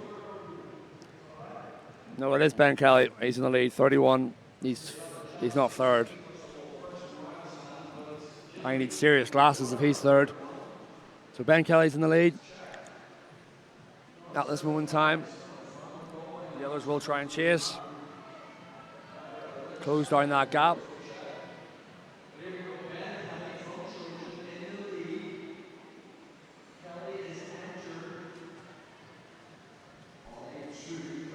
And the rest of the field have bridged the gap slightly. Unorthodox turn there from Kelly. The turn there, he went like literally hit on his back and then just went straight forward. You want to turn, swivel on your back, like bring your feet round, and it's sort of clockwise movement. I'll tell you what, that turn will cost him a bit of time, but it's not going to cost him maybe first place in this race at this moment in time. Anyway, Ben Kelly of Trojan.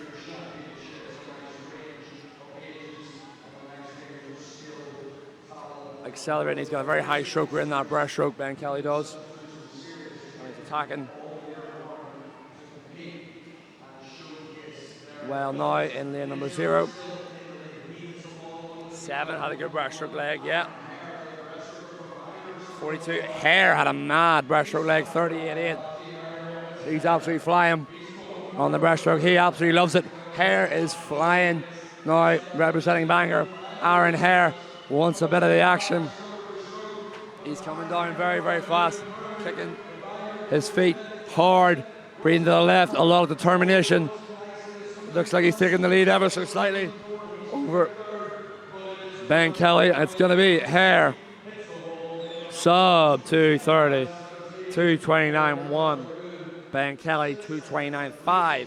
So both of them are sub 230. Josh O'Neill just off, 230.7.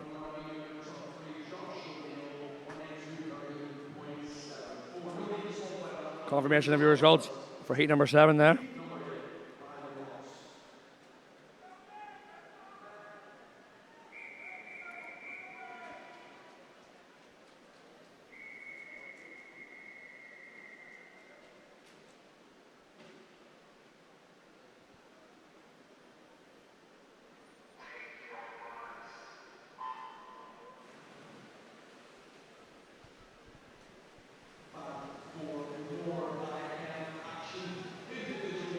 Heat number 8, 400 medley. Gray, Petrushkas, Satmari, McGrath, Sweeney Noonan, Samachov, Noonan, Cody, Yates, and Fitzpatrick. Another Lisburn man. In 9, that's the Glen Audible man. Right bottom of your picture. Reese Gray. Miles clear of the field. 29.25, almost 2 seconds in the first 50.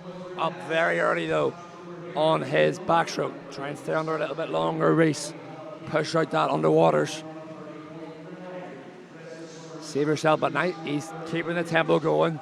He's keeping the hammer down in this backstroke, using that stroke rate to keep the momentum, to keep the 200 medley flowing. You don't want it to slow up on this backstroke.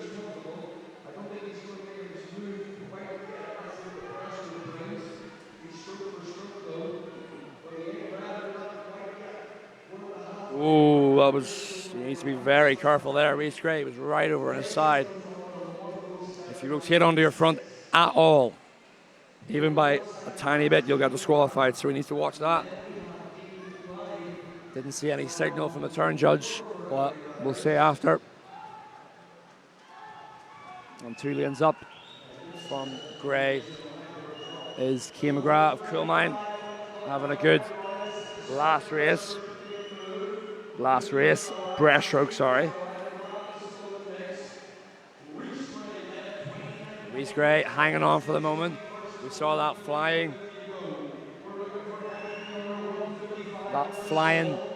freestyle leg of Aaron Hare in the last heat. So it's lanes 9 and 0 are the two. Fitzpatrick, Bryn Fitzpatrick, flying Another Lisburn man looking for a best time. So you see David Strong, Coach Strong, just giving it stacks in the stands. He knows exactly what he's capable of. Now the middle of the pool wants to get involved. They really do. The Aer Lingus swimmer, they always have fantastic back ends. Haven't mentioned all race. Ethan Noonan is coming home like a stormer. Ethan Noonan, and bottom of your picture, Gray still. Noonan, Gray, Fitzpatrick. 229, 229, 229. Good swimming there. Fitzpatrick couldn't hang on. A 32.8 from Reese Gray. Slightly weaker breaststroke, obviously, but a strong freestyler.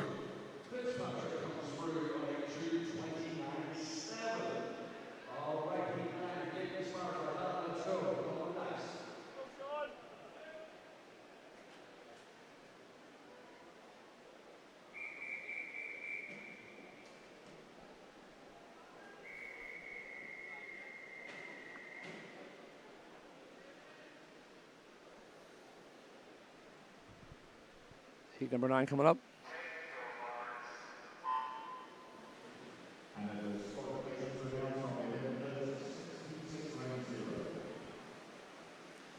Heat number 9 in the water. Karchenko 0. Tate Hilton 1. Matthew Rice 2. Davide Starangella is in 3. Matthew Hooker is in 4. Tiernan Froty 5. Lane 6, Thomas Francis. Lane 7, Sean Greenan. Ross Gillespie is in 8, and Dylan Stewart is in 9.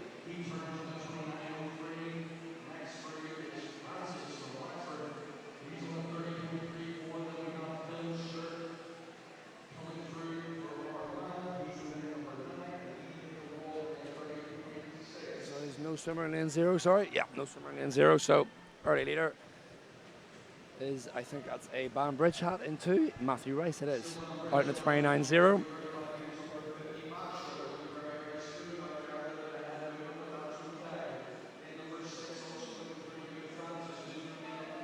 He's in lane number 6 as well. Thomas Francis of Wexford is in second position.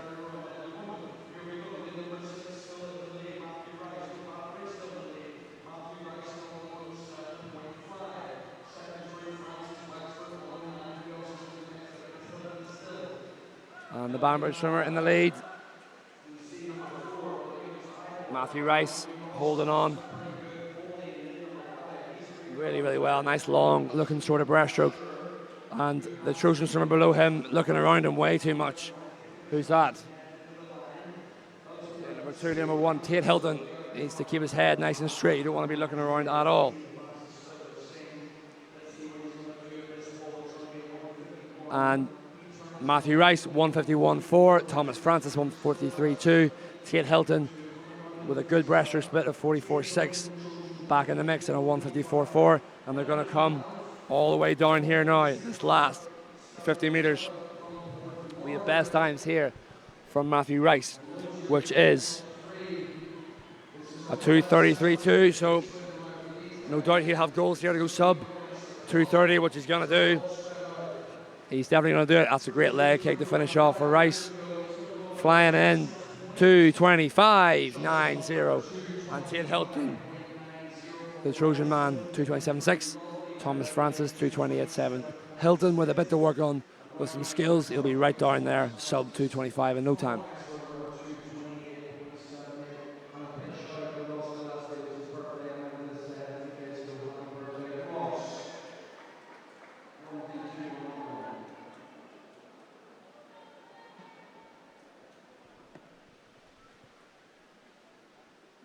And heat number 10 coming up now.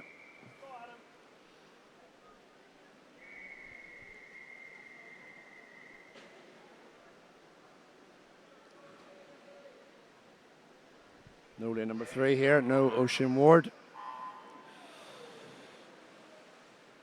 Magatir, Konstantinov, Lynch, O'Keefe, Blackwell, McGinley, Murphy, Matthews, and George. All looking pretty good here. So lane number 2, Adam Lynch, strongest of them all. At the minute, he's going to be out sub 30 seconds. Wow, that's flying 27.8. That's very fast. Going for it. Lynch is taking no prisoners at all. He doesn't give a toss. He's going for it. So Lynch, slightly slower rate on this backstroke, but needs to pick it up ever so slightly if he wants to keep that momentum going from the fly and not let the pack get back to him. Top of your picture, lane number 9, Ali George of Limavady, I think that is. Looking very nice as well. But the pack now will want to chase our current leader, which is Lynch. Lynch is going to touch first in a 1:07.10, so a 27 on his fly, all the way back to a 39 on the breaststroke. Struggling a little bit more, but he's still got a sizable lead on the rest of the field. A very, very high rate breaststroke in lane number 6 from Ryan McGinley of the NAC. He's coming back nice and strongly in the white hat. You see him top of your picture there. But at the moment in time, it is Lynch holding on. But I tell you what, the NAC swimmer Ryan McGinley absolutely moving. Let's watch out for the splits to see exactly what they are. Lynch versus the NAC man, McGinley. McGinley with a 39.6 compared to Lynch's 42.7. Who has the better freestyle? It's going to be very hard to call during this last length. Great shot there. It actually looks to be maybe Lynch has got more of the freestyle. Has McGinley put a little bit too much out on that flat, on that breaststroke? Yeah, Lynch is going to take this one. The leg kick is more. The energy is bigger. Lynch in heat number 10, he's going to take it quite comfortably with a best time of 2:31.8. He's going to be well into that. He's not going to be on the 2:20 though. It's a 2:22.60. Came back like an absolute animal with a 32 split. McGinley, too much on that breaststroke. He needs to work on that freestyle. Good PB, 2:25.8. And Murphy came back really well with a 32 as well and a 2:27.9. Confirmation of results. For heat number 10, we have 6 heats left.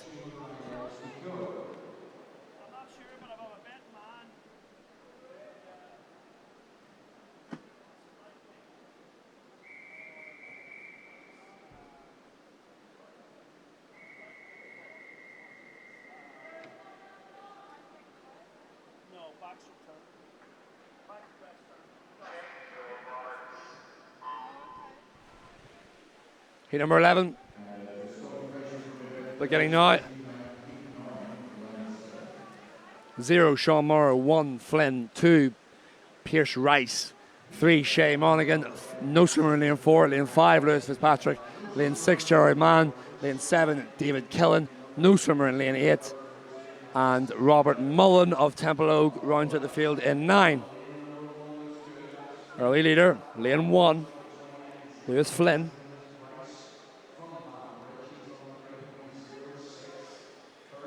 Quite hard to call. They're a little bunched up at the top of your screen there.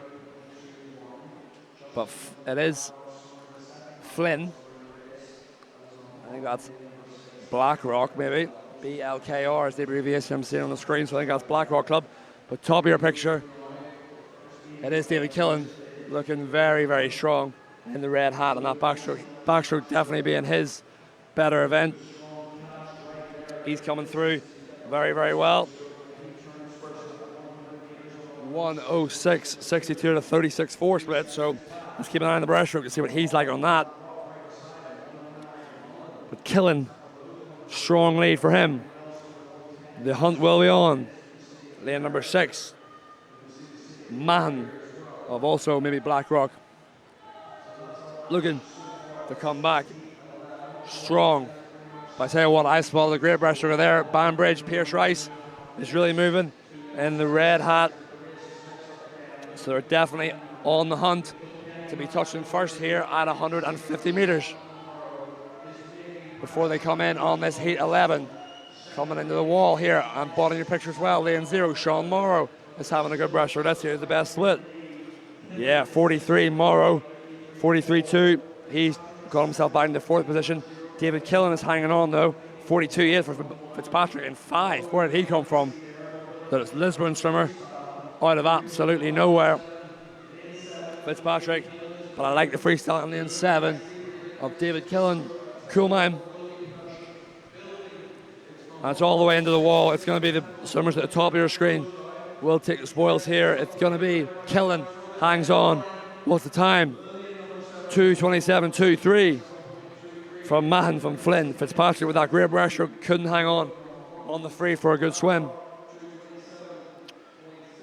Yeah, we got 5 swimmers sub that 2:30 mark, so that's PBs all around there.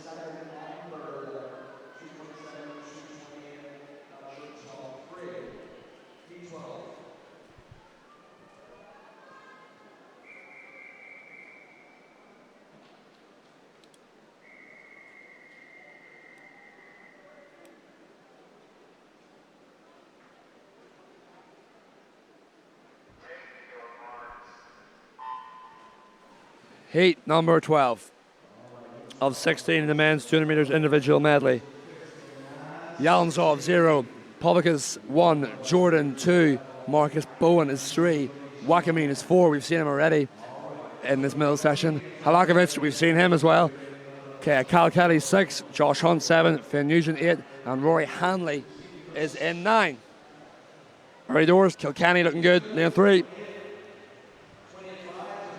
Kilkenny is looking good, but looking even better is Polkovicius in lane number 1.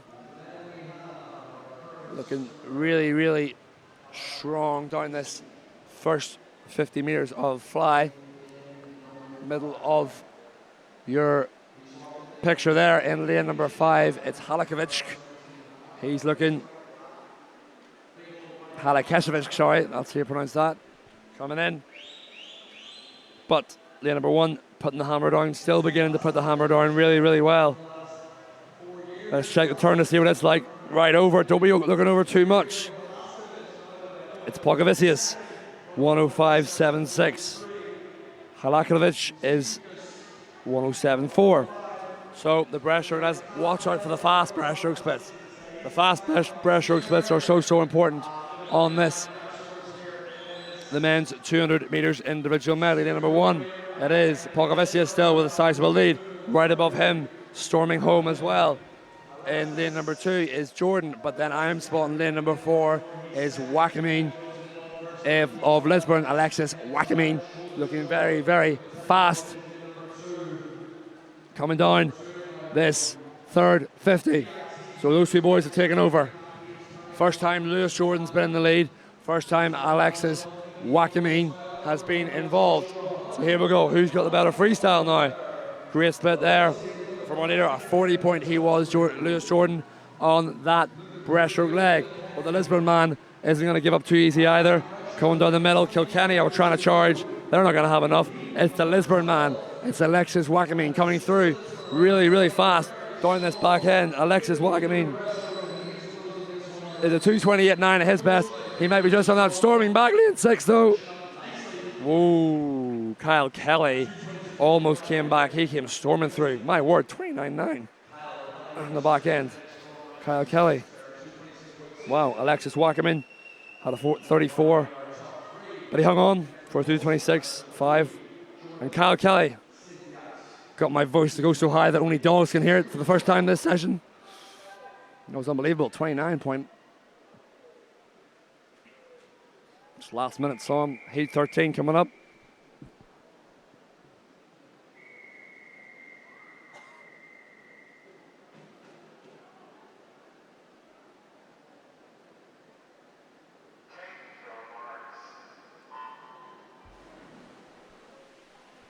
Good start there, early doors from the underwaters in lane number 4. That's Ocean McNichol.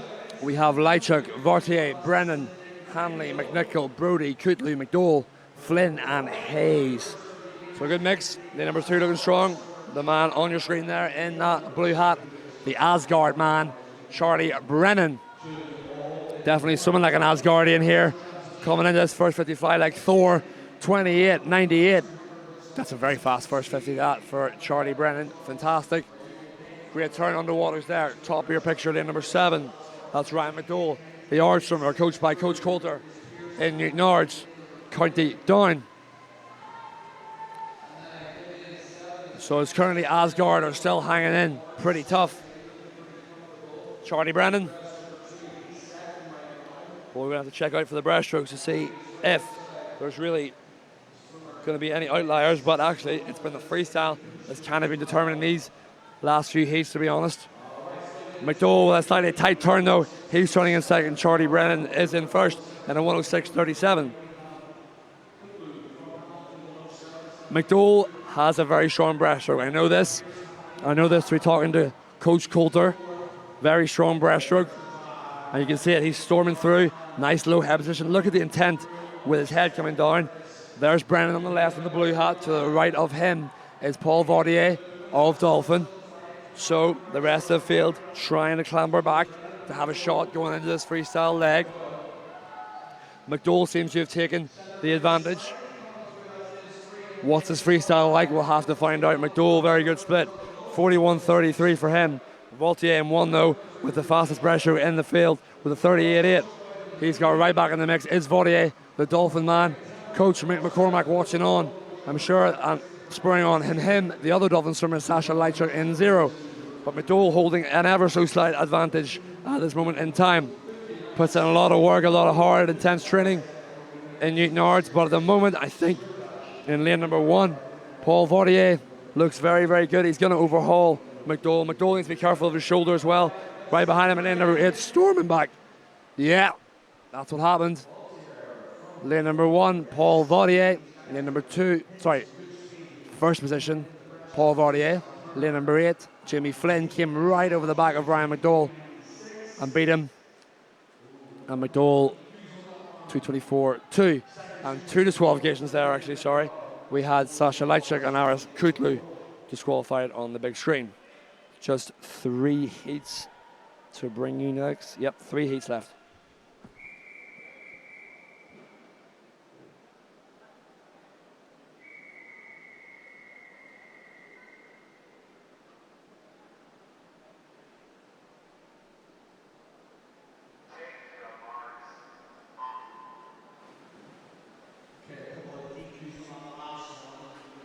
Heat number 14 of 16 this afternoon session. Session number 15 of the Irish Youth and Senior Summer Nationals. Mullen, Corbett, McGrath, Lau, Walsh, Lannon, Krushka, Sweeney, McCann. Flying, absolutely flying is Jamie Lannon of Sligo in lane number 6. He'll touch first comfortably. Oh no, commentator's curse. It's Jake Sweeney, Trojan, 29.86. 1/100th from Jamie Lannon. So very aggressive backstroke though from the Sligo man. He's taking the lead back from Sweeney, it looks like. But then Sweeney actually a very technically astute swimmer. You can see that with how he's going here. So who's got the breaststroke? Sweeney, a name known for breaststroke. One of my good friends, Daniel Sweeney, ex-Irish international swimmer. Went to Loughborough University with myself from 2012 to 2016. He was a 2:12 man on the breaststroke. So Sweeney, a good name for breaststrokers, and evidently so. Look at that. Jake Sweeney is pulling away from Jimmy Lannon of Sligo. Definitely the more comfortable breaststroker. Well, let's look in the middle of the pool. Is there anybody coming through? It looks like the yellow hat of Aidan McGrath Dolphin has got quite a nice breaststroke. But the Sligo man hanging on for now. But absolutely flying is Jake Sweeney. 147.87 at 41.5 split. Not too many swimmers going to be able to live with that, especially with how good his fly and back was. Aidan McGrath too. Like I said, 40.5 split on the breaststroke. But way too much of a lead is Sweeney. Sligo man, Jamie Lannon dropped right the way back, and it has been replaced by the Cork man, Aidan McGrath, and the Temple Oak man, Tag Walsh. But way ahead of the field, lane number 8, Jake Sweeney. Absolutely no doubt, 2:27 is his best. He may dip under 2:20. Oh, just off 2:21.21. But a great effort nonetheless, and a great best time for Mr. Sweeney. McGrath with that great breaststroke split hung on for the second, and Tag Walsh of Templemore out in third.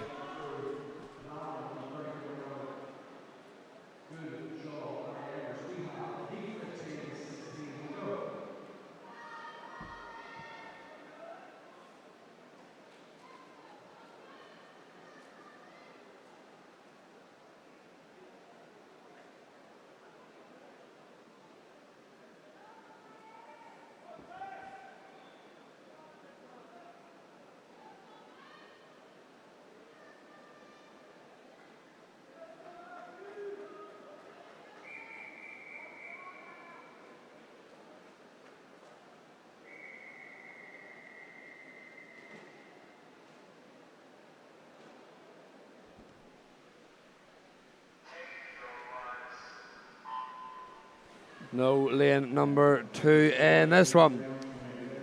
Carrier, Wilson, Shretslov, Pickett, Kazlauskas, O'Neill, Holmes, Thomas Davey, and Gracie is a 9. So interesting here. Let's see what we got. We got Ben Wilson in 1. Great 200 flag champion last night for his category, which was the 15-year-old category. The youngest category for boys we have here at this Irish Summer Nationals. So watch out for him. He's swimming against guys here that are all sort of similar age and older. So early doors though, it's Zach Holmes who's taking the slight advantage over Dar O'Neill, and Stretzlov currently lies in 3rd. Much more bunched up field at the moment in time, which is good to see. A bit more of a race maybe going on. The man in the middle as well in 4, Matthias Pickett. He's a very, very up-and-coming talent, promising. Very tall for his age. He's certainly got the limbs to be a great swimmer in the future. But it seems to be 6 with a really sluggish turn though. That's Dar O'Neill, 107.57. A big glide, and it's cost him a little bit. Look how much the others have caught him up off that glide. So it's Dar O'Neill still. It's very tight in the middle. Look at this. Who has got the best breaststroke? We don't know. We will find out in approximately 25 minutes. Pickett looking strong. Very top of your picture. Lane 8, Thomas Davey. I spotted him as well. But Pickett looks very good. Look how long the stroke is, and the kicks really, really firing. Below Pickett in 3, Stretzlov wants a bit of the action. The swimmers in 7, 6, and 5 dropping back on this breaststroke leg. So who's going to touch first? It's going to be 8. It's going to be Thomas Davey of Bluefin. No, it's not. It's Pickett slightly by 1/100th from Davey. So who's got the better freestyle? What a turn in lane number 3 from Stretzlov. What a turn, folks. Unbelievable. If that doesn't inspire to work on your turns, I don't know what will. Stretzlov coming the whole way down the pool. 2:08, 2:09, 2:10. Stretzlov, he's got a best time of 2:25.6. He's going to absolutely shatter it. What a swim. Time to perfection. Matthias trying to hang tough, but it's going to be Stretzlov, 2:22.58. Thomas Davey, 2:23.9. Pickett had a great swim there in 2:24. Small PBs all around for a penultimate meet of this 2 medley.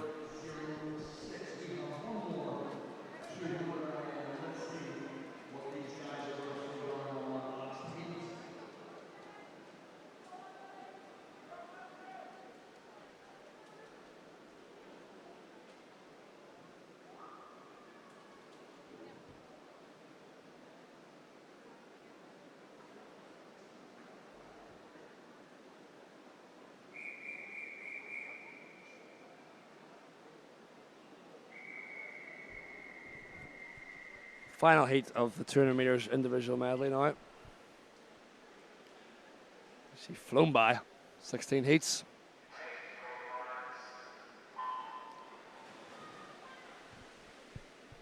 No swimmer in 0. We have Jack Delaney, lane number 1, lane number 2, Ewan Maguire. 3 is Killian Kavanagh. Lane number 4 is Seanan Harvey.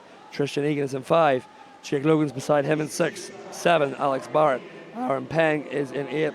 And Yassine Husam is in 9.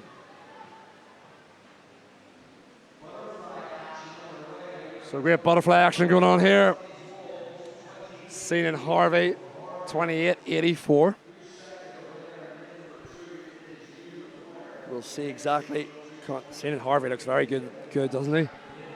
Yeah. I like the rate of the Banbridge swimmer in 6 as well. That's Jake Logan. Going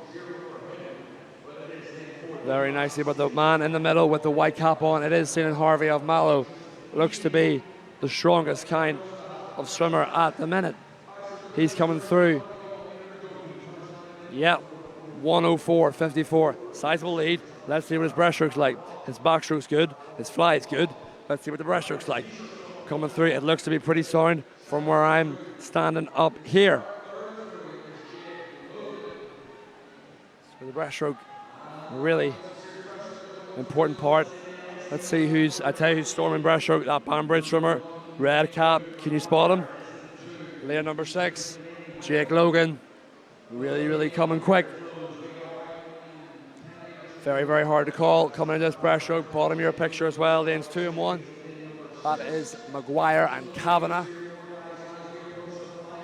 And it is Shane Harvey hanging on though for 42.4 for 146.9 from Maguire, from Delaney, from Logan.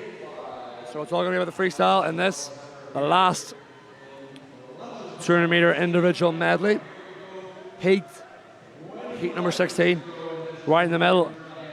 It is Shane Harvey still holding the advantage, but a good few lanes below him is Jack Delaney of Coalmine having a great go. And right top of your picture, storming home, is Hussein of Hamilton. Haven't seen Hamilton in this session really. He's storming home. Harvey though, Harvey wanted nothing to do with those boys entertaining him. He led from start to finish. Doesn't really seem to have a bad stroke there at all. Jack Delaney was in third.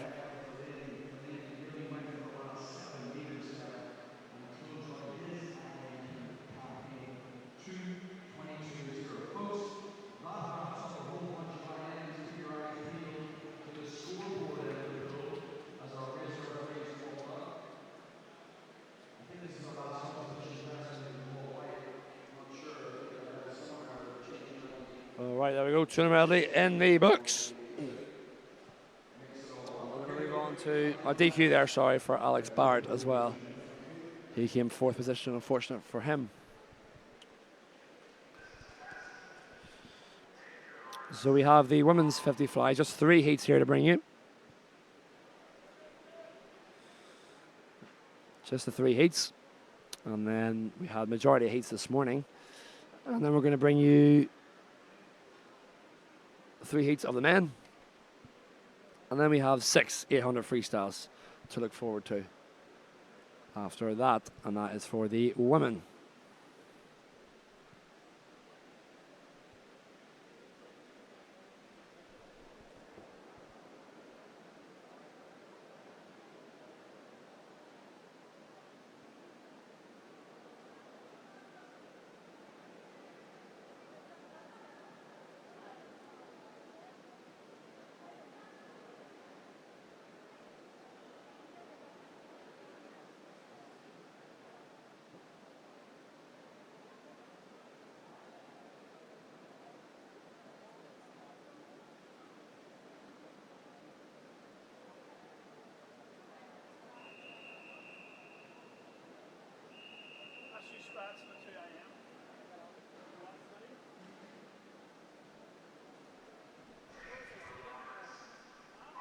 Very different event, the Splash and Dash 50 fly.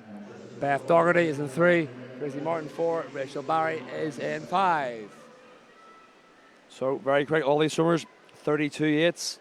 So only 1/100 separating their entry times. So at the minute, it's very hard to call, maybe slightly at the top. And lane number 5, it is Rachel Barry of Dolphin. But this is very hard to call. This is going to be who can finish on a full stroke. Hard to time your finish sometimes. But here we go all the way into the finish. It is. Oh, awful finish, Barry. Oh, my word.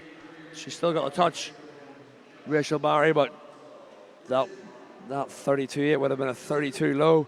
But that's what these meets are for. Experience, learn, get better.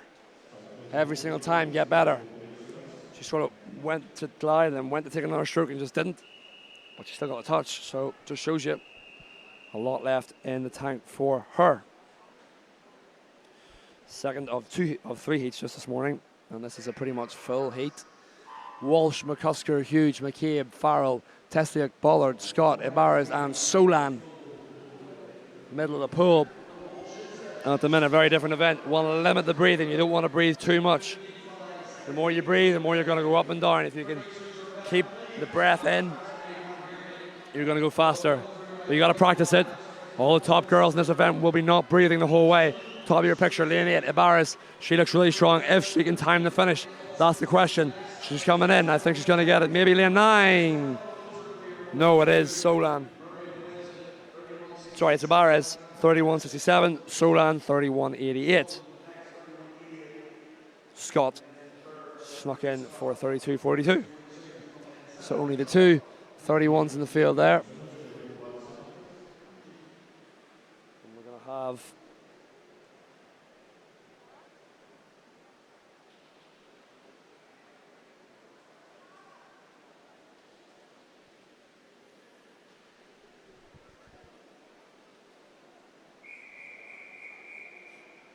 So, oh, right, there's only 2 heats in that, sorry. They must have had those other heats earlier.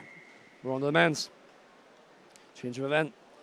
It says on my sheet we got 3 here, but we'll see. We have Prenderville 3, Horton 4, McDowell 5. Power athlete in 3, Prenderville, great underwater from him, the power athlete.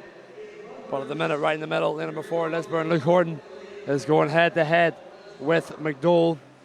Prenderville will have his own goals to hit. He's entered in a time of 43.5, so we'll keep an eye on him after we look at who gets a touch here. It's very hard to call. It looks like just above him it's going to be McDowell. Yes, McDowell ever so slightly at 28.44 from Horton at 28.66. Now back to the action for Prenderville. He was a 43.52 entry time. He's going to come into the wall and finish on a full stroke. And what's the time? 44.44, so just off his best. He'll be a bit disappointed with that. But a Grissom nonetheless to get in and swim a 50 fly. Can't beat these sprints, I love them.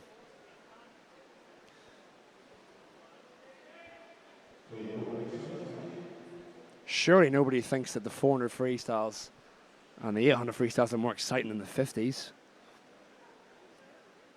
The 50s are fantastic to watch. Love watching them at the World Championships, at the Irish Nationals here as well.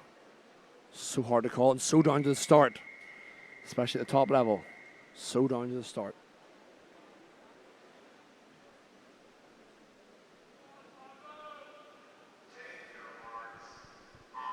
Okay, we have Lannon, O'Keefe, Ryan, Cofield, Matthews, McElroy, Sanchez, Isley and Kante for this, the second heat of the 50 fly. Looks like Ollie Doors with a very high stroke rate coming out of lane number 3. It is Mark Ryan surging to the finish. He may not have that closing speed. We'll have to see. The swimmers at the top of the picture looking a little bit more in the mix, especially lane number 7. That is Finn Isley coming the whole way in. Could be 3 though. Yeah, 3. Mark Ryan had enough. 28.40. Isley closed as strong as he could in the 28.5. But couldn't quite get that touch. Confirmation of results on your screen there now.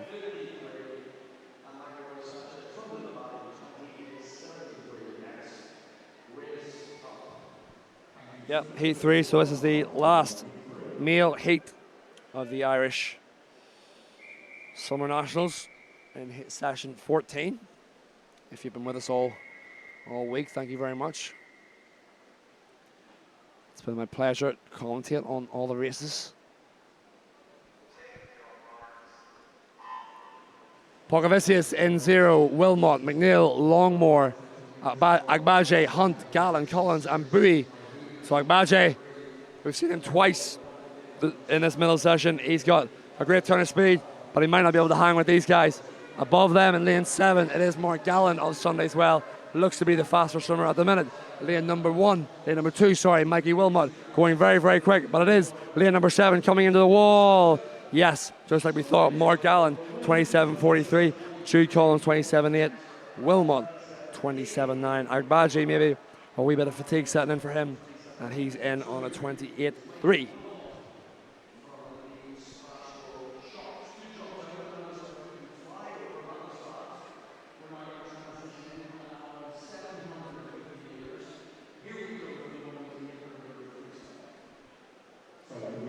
So we're going up in distance by 750 meters. So a big update here in freestyle. We've got 6 heats of the 800 meter freestyle to bring you here today of the last heat of the afternoon session, session 14.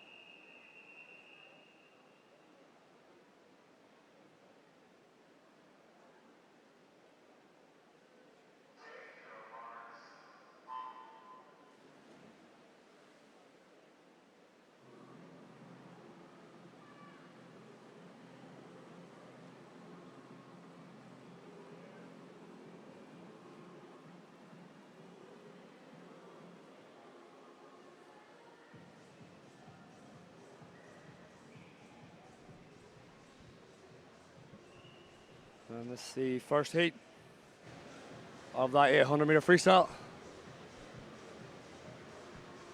Going through the list of competitors.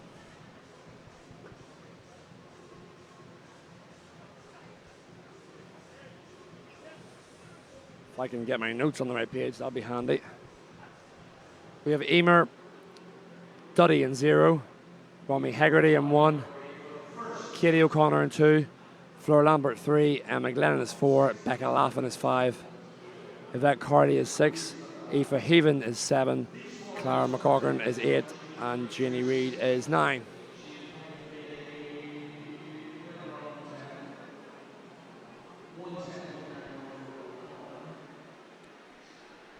So the 800 meter freestyle, the second longest distance you can swim in the pool at any international competition or any regional competition, the longest of course being the 1500. So this is 16 lengths of the pool.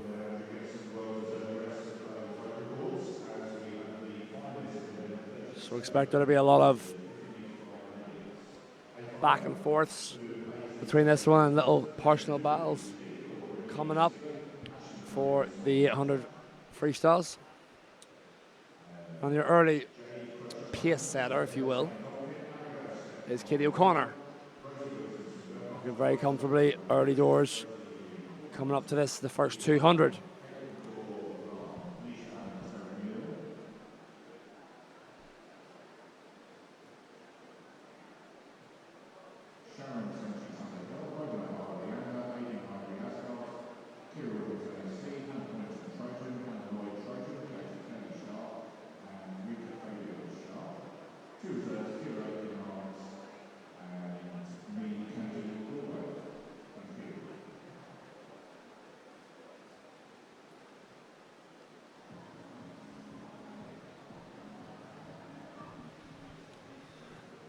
So the 800 meter freestyle, an event dominated by none other than probably the greatest female swimmer of all time, is Katie Ledecky. Katie Ledecky famously upsetting the world in London 2012 at just 15 years of age and winning this very event, beating the likes of Rebecca Adlington, the local girl and the champion from Beijing 4 years before, to the gold medal. Katie Ledecky, unbelievably accomplished swimmer, 7 Olympic gold medals, 21 World Championship long course medals. Just incredible. Has won the 800 meter freestyle in the last 3 Olympic Games. Now she'll be up against more of a test in Paris with the likes of Titmus, but she's just been fantastic and sort of changed how the 800 meter freestyle is swum. She go out very quickly and go for it and hang on. You get a lot of these swimmers that will change an event. They'll sort of revolutionize an event, if you will, and sort of change how it's swum. We saw with Adam Peaty in the 100 meter breaststroke. It will take a good few years for people to actually end up catching up to how he swims. If we had the Chinese swimmer Chin, who I think he went a 57.4 or 5 at the World Championships there. Peaty's world record obviously stands at a 56.8. Seems completely untouchable, but you'll be surprised how many swimmers will get down around that. So Petey sort of changing the sport, that event in his own way. You know, you can look at the likes of the 100 meter freestyle. You know, it was definitely changed back in the day by the likes of Matt Biondi. You know, Alexander Popov then changed the event, you know, as in the mid 90s to early 2000s, you know, with a really low stroke rate, and technique became a massive focus for him in freestyle. So Ledecky is that kind of swimmer who revolutionized it, you know, made it her own, and she owns something crazy like the top. It's something ridiculous, folks, like the top 30 or 20, it's some 30 or 20 times in history. Top times in history. I think maybe now Titmus is right in there. But it's incredible to be so dominant in an event, not only to win turn up and win, but to be so dominant as well, do it like it's not even phasing you is amazing.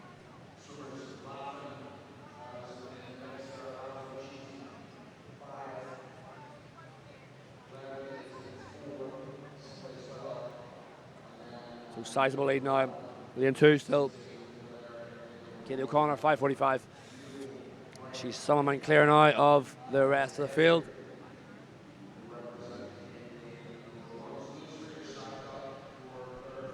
Way clear. Casting her eye down to the entry times.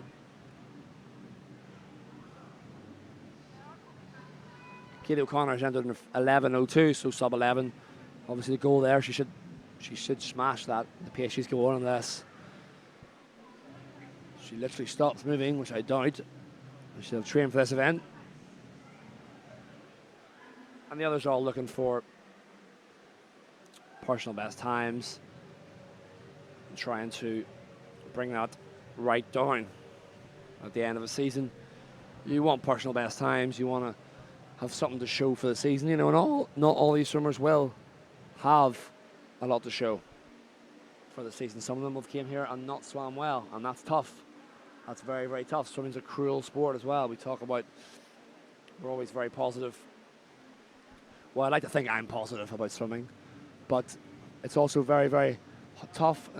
Sometimes the sport, it's very, very brutal. It's very black and white. Sometimes you just don't get what you want. There's no real reason why you swim well or swim badly. You know, sometimes you just swim rubbish and there's no way of kind of understanding why. And sometimes the best way to look at it is just, oh, it wasn't meant to be. And that race, time to focus on the next one. Wasn't meant to be at that competition. Time to focus on the next one. So that's really, really important to sort of have that kind of mindset, because swimming is a constant mental turmoil with yourself. It brings so many fantastic traits. It really instills a lot of character in swimmers. If you ever see anybody older, retired, who swam in their career, you know they've got a different outlook on life and a perspective on life, because they've trained and had that discipline and that sacrifice. So very important. So as swimmers approach the end now, swimmers maybe that aren't making finals tonight, they'll be looking at how the season went and how they can improve for next year. And if you swam really, really, really well, you'll be raring to go, because you feel like once you swim well, you feel like you're never going to swim badly again. You're on top of the world. But if you swim badly, you'll want to get back in and be like, you know what, I didn't like that feeling of not swimming well. I want to change it. The leader by a country mile is Katie O'Connor, out on her own, on an 8:24.64, 39.16 she was there.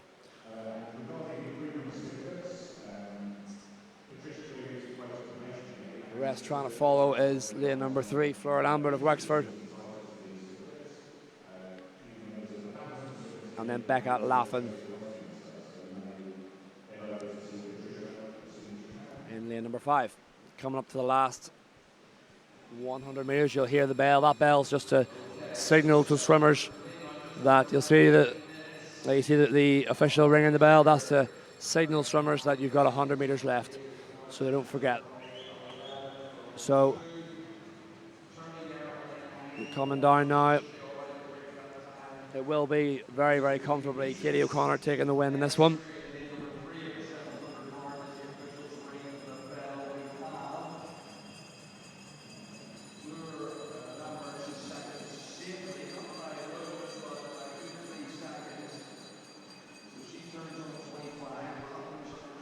So coming down to the last 50 now, she's not going to be sub 10 minutes, but for sure she's going to be sub 11 minutes. She's repping 38 or so, is O'Connor. O'Connor now bringing home the legs. Bringing home the legs all the way to the finish. She's going to be hopefully somewhere around 11:20 to 11:25. That'll be a very good swim for her. If she can get sub 10:20, that'll be fantastic too. Actually, I think she will. 10, let's go 12, 13, 14. She needs to get in though if she wants to get that sub 10:20. But hey, massive best time. She's just going to miss it.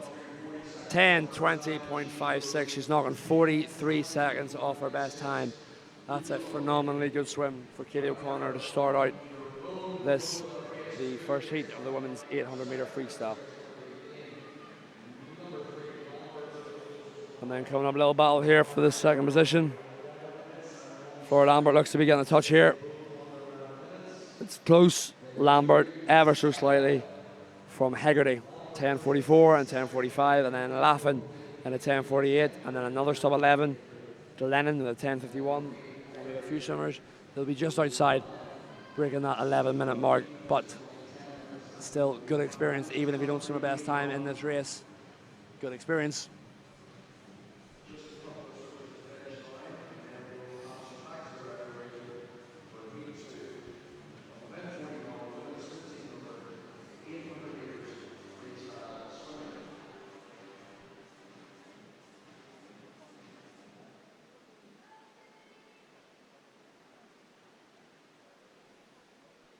And that's heat 1 in the books.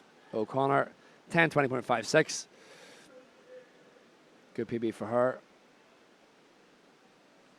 Before we start heat number 2. There's confirmation of your results of heat number 1.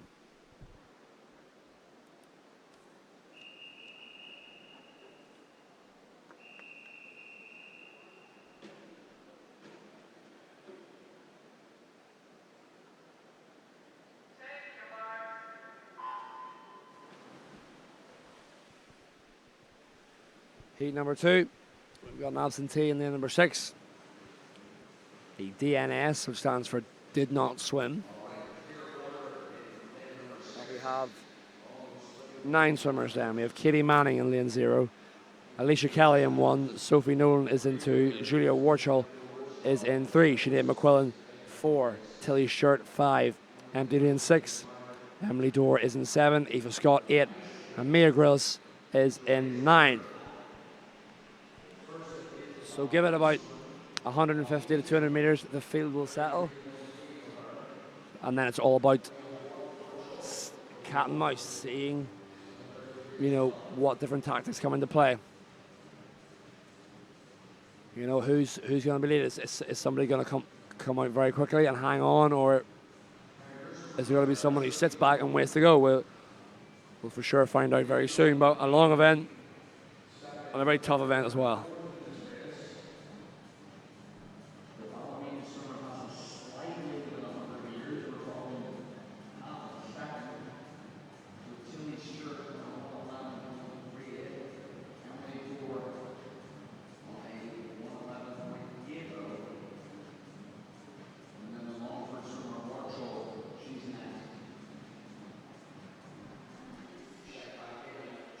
Early leaders look like, at the minute, in the number 5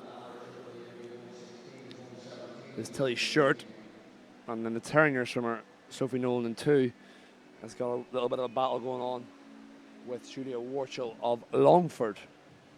And then up in 7 as well, Emily Dorr is looking quite nice also.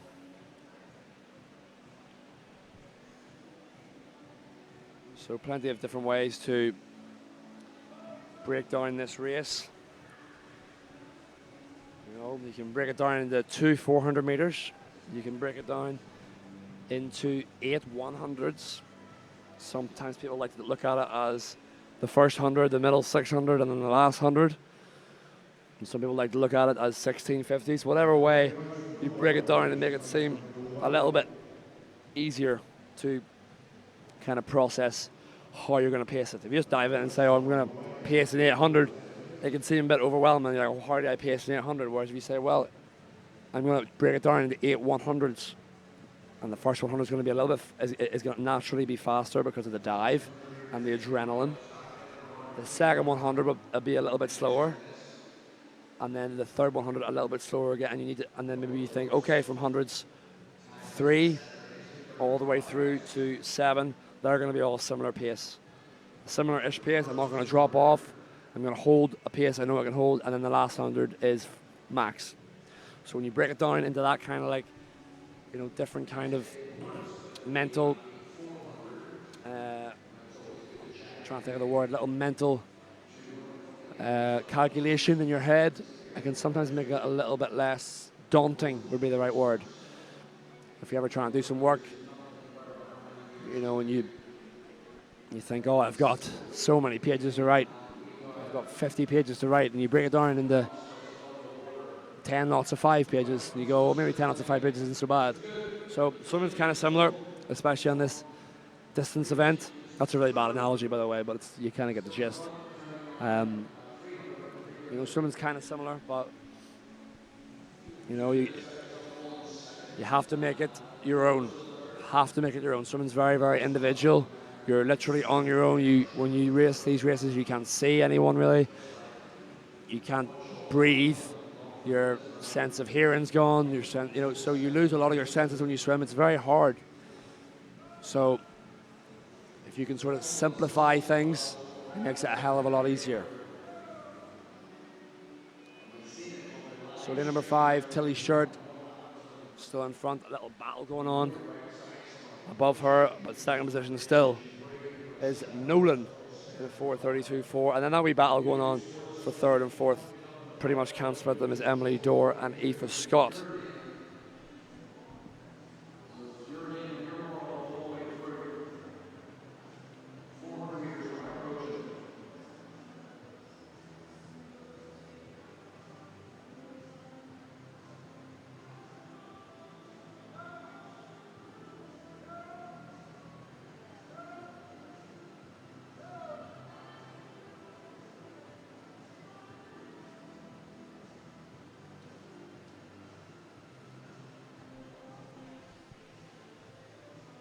So halfway point, probably slightly slow to be looking at getting under that 10 minutes barrier, but that'd be a massive drop for these swimmers. They're all in at 10:30s and 10:40, so huge drop to get the sub 10 minutes. We will see that maybe in the next heat. Got that to look forward to.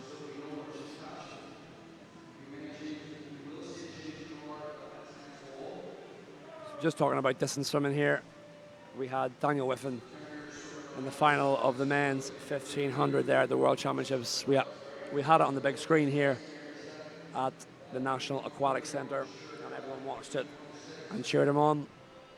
And the race was kind of a funny one. Sam Short, the Australian, went out like an absolute rocket. He went down to 3:49 to 400 metres for 1500. That is insane. He died off though. Whiffen was sort of holding back in fourth position pretty much the whole way. He began to die off. Hafenui, the Tunisian, and Bobby Fink, the American, began to take over. They took over first and second at about 600 to 700 metres. Short then dropped back. Whiffen then looked like he was really pushing the pace, and he was going with Hafenui and Bobby Fink at about 800 to 900 metres in. Then the two fast boys, Fink and Hafenui, pulled away, and then it looked like the battle was going to be for Whiffen was going to get third if Sam Short continued to drop back, but Sam Short somehow found some kind of second wind and then probably a third wind to hang on, and Whiffen just fell back ever so slightly for fourth position. So he was a good bit slower than he was a few months ago in Stockholm, but it was nonetheless a very gutsy swim. You know, Whiffen's been on such a crazy trajectory. Of course, you're not going to be able to just keep PBing every time. It's just not how it works. It was disappointing for him not to get a medal because he's very, very capable of it. But Hafenui ended up winning gold. Sam Short slightly behind. And then, Bobby Fink slightly behind. And then Sam Short got the bronze medal. Whiffen fourth. So still fourth in the world is pretty good for the European record holder.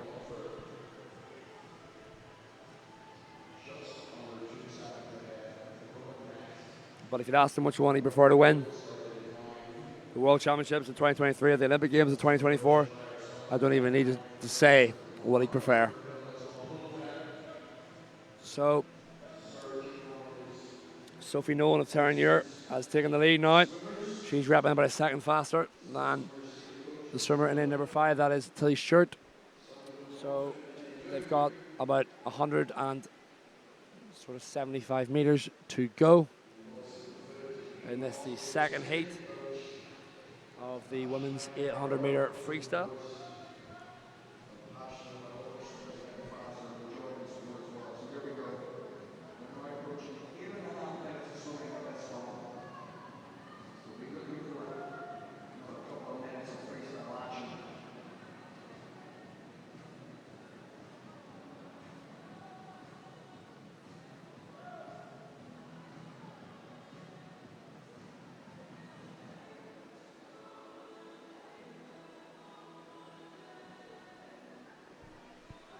And now coming into the last 100 metres, we will hear the bell.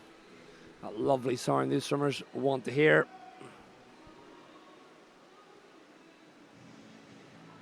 To signify 100 metres to go. Don't know if you can hear it in the stream, you might be able to. But you can certainly see it. So Sophie Nolan, 9:11.92. Her best time, Sophie Nolan, is a 10:38. She should be well under that. Eva Scott up in lane number 8 is having a good back half of the race. Tilly Short led for a portion of this race, but has dropped back now to second position.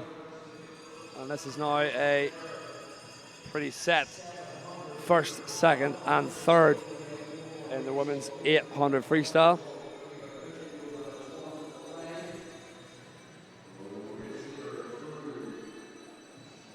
39.1 for Nolan. So we should be looking here roughly maybe, if she swims super fast in this last length, she might get under 10:30. But she's going to need a 37 split or a 36 split really to do that. But it is Nolan of Terranure from Stuart, Ballymena. And then lane number 8, Aoife Scott, is beginning to close quite strongly down that back half. But now the legs are going. She's absolutely wrecked, but she's flying. She should get sub 10:30 if she gets into the wall. She did. 10:28.46. Sophie Nolan. Good best time for her and very tight for the seconds. Oh, Aoife Scott got it. Aoife Scott got it. 10:35.93. And Tilly Short, who had a strong front half of the race, struggled in the back half, but nonetheless finished on a 10:36. Almost a slight PB for her. That's a 0.1 PB for Tilly Short. That's a tough one. But a PB is a PB nonetheless. Painful way to swim it.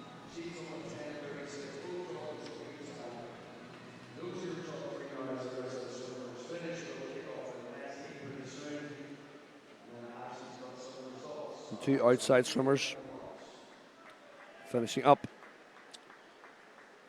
There's Grills and Manning. And that concludes heat number 2. That was confirmation of your results. Sophie Nolan swam a fantastic race. And that's a great best time for her, which is Sophie Nolan, a 10-second PB for her.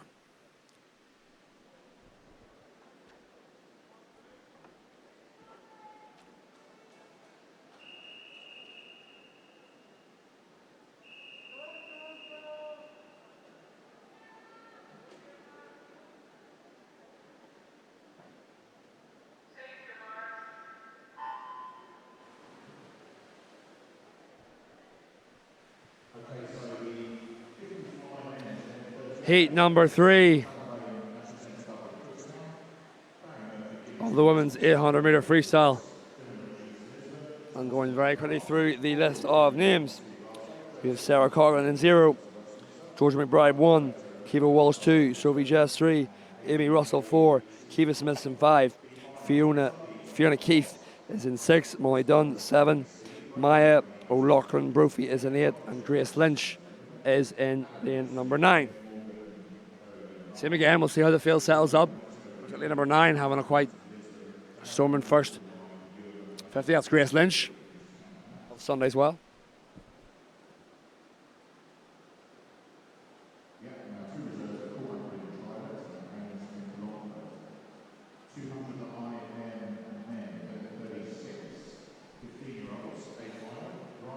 So a little battle in the middle here. Setting up 1:08.6 is a fast opening pace there for the Ballymena swimmer. But I would like to see a wee bit of a race. A little bit of cat and mouse would be nice.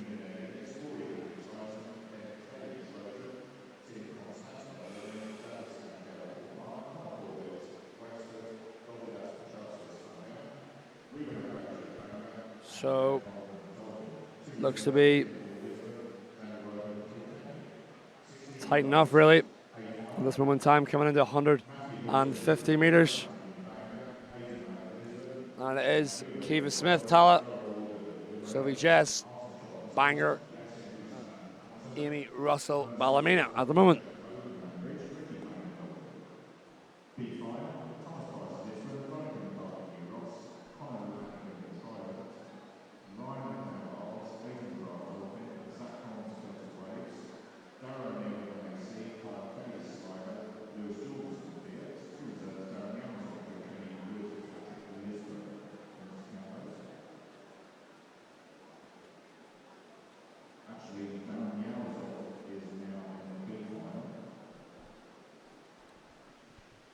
So Kiva Smith still in the lead, quite comfortably as well.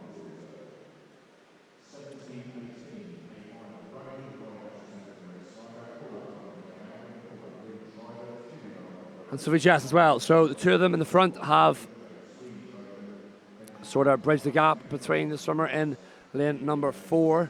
That's Amy Russell. She's dropped back slightly. So we're looking now at a battle between Jess and Smith.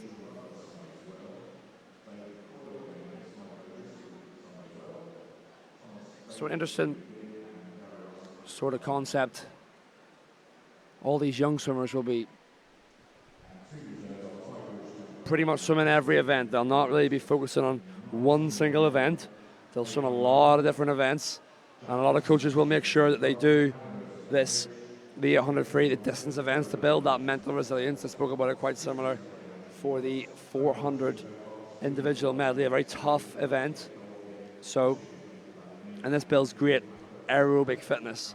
I spoke the other day on stream about the difference between your aerobic system and your anaerobic system, and India McGlynn explained it really, really well, talking about your aerobic system, which is, which uses red blood cell oxygen to power, to give yourself energy. So it's not very fast, right? You can't go very fast with your aerobic system, but it lasts a very long time. So these swimmers will develop their aerobic system by doing a lot of sort of training at, if you're looking at it from a dummy point of view, a lot of training to make them fit, to get really fit so they can go for endurance, as opposed to doing a lot of sprint work, which is a lot of short, fast, intense work, which will mean that will train your anaerobic system, which lasts much shorter, but maybe only 30 to 35 seconds.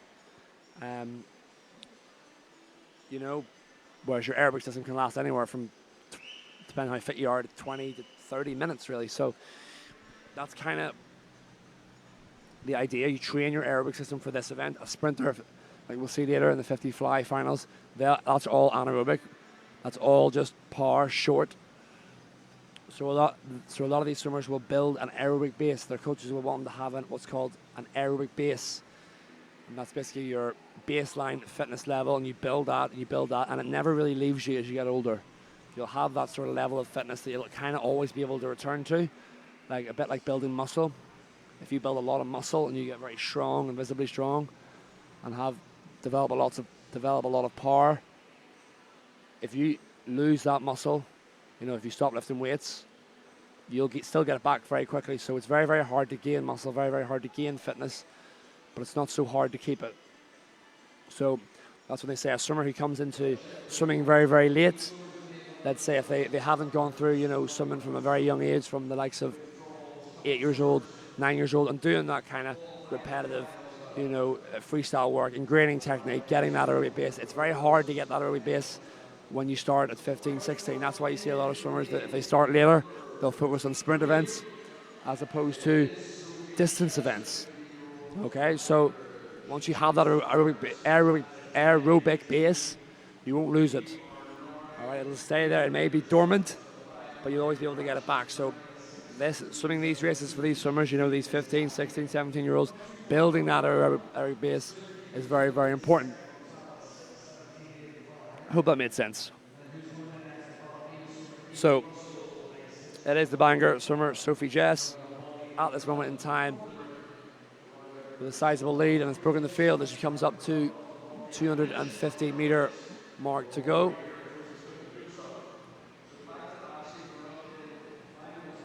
And we have our on poolside commentator, Andrew Bree, former Olympian, double Olympian, went to Sydney 2000, missed out in Athens marginally, but then put his head down and worked hard and got back for Beijing, and came 11th in Beijing in the men's 200-meter breaststroke.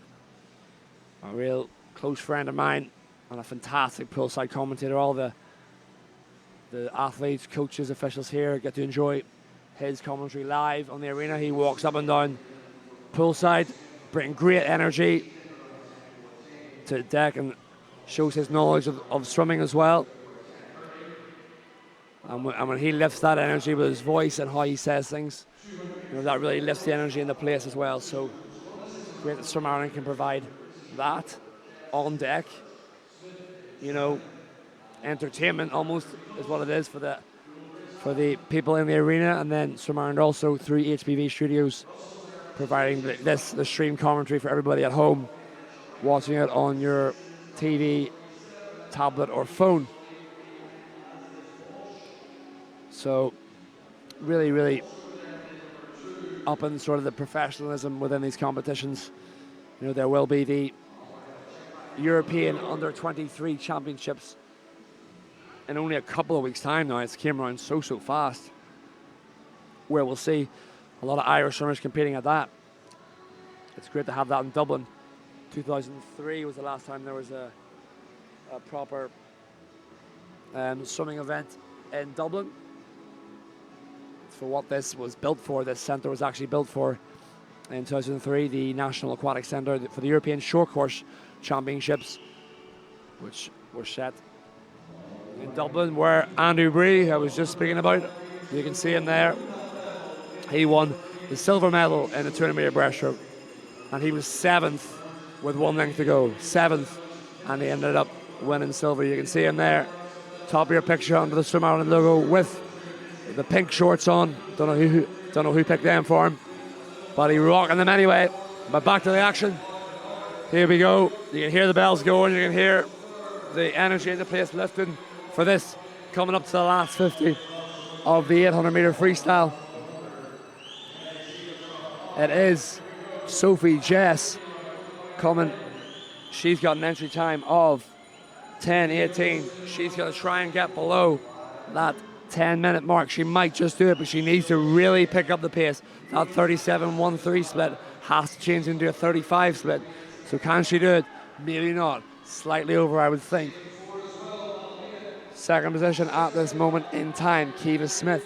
She's had a fantastic back sort of 250 meters. So at the moment in time, it is lane number 3, Sophie Jess. That sub 10 minutes is getting away from her. She's going to be just over, I think, but still going to be a massive PB. She's in on a 10:18, just over unlucky Sophie. 10:01.24. She'll definitely get it next time, but a great swim nonetheless. Second position, Kiva Smith. That didn't change. On lane number 4, Amy Russell will take the third.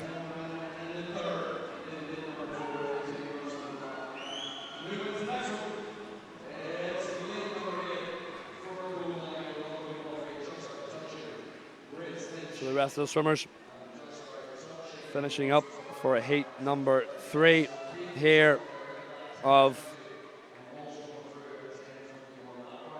6 heats here this morning. So, and that's your confirmation of results coming up on the screen in the next second or so. There it is. Sophie Jess is very unlucky to not go under that 10 minutes, but we'll see a good few sub 10 minutes is now in this next heat, which is heat 4 of 6.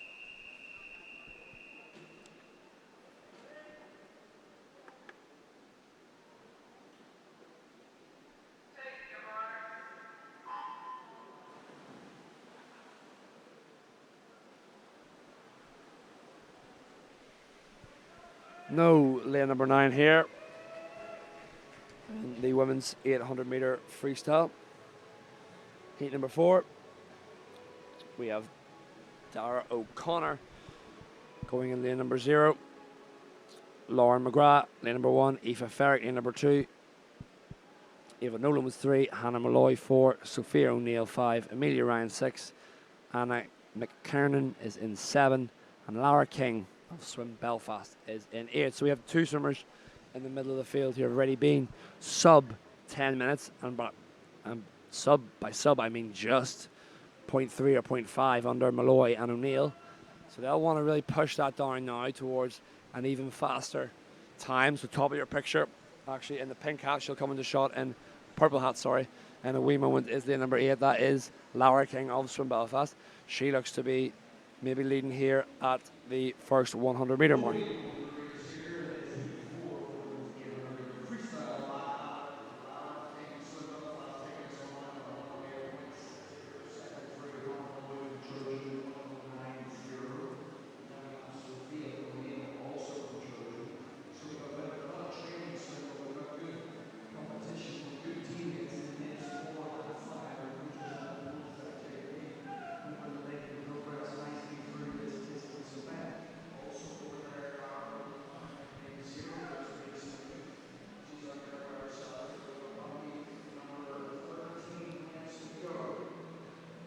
So King and Malloy have somewhat broken the field to a point, repping faster times than the rest.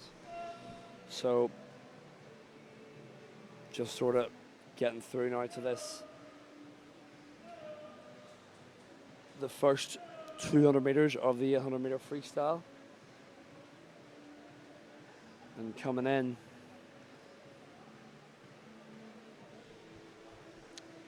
is King, looking to be the queen of this heat number 4. Is Lara King. Hannah Malloy of Trojan. Look, I'm making the HBB team laugh, at least keeping them in interested in this, the 800 metre freestyle. Not always the most exciting race.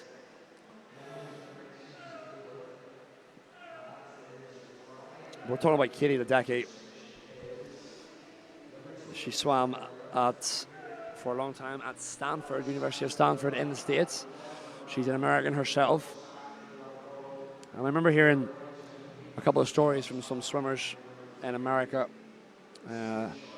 Connor Dwyer was a fantastic US Olympian freestyle swimmer. I think he actually won the bronze medal in the 400 meter freestyle in Rio, but I'm not 100% sure. I think he did in Rio 2016.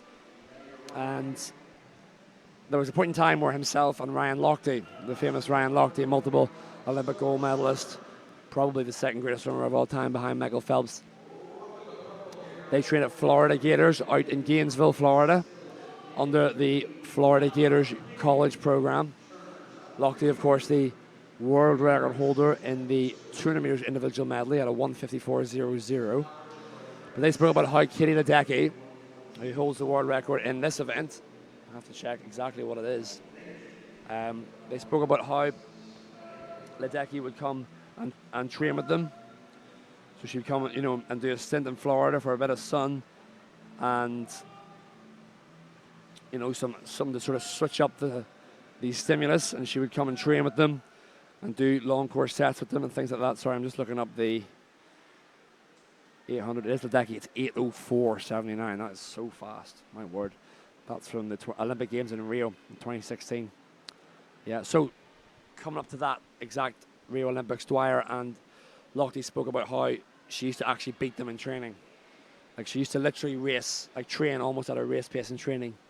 Like Conor Dwyer spoke about doing a set of 15-100s threshold being the threshold pace, for those of you who don't know, is about working at about 70% below your maximal heart rate. So kind of an intense sort of set, holding pace.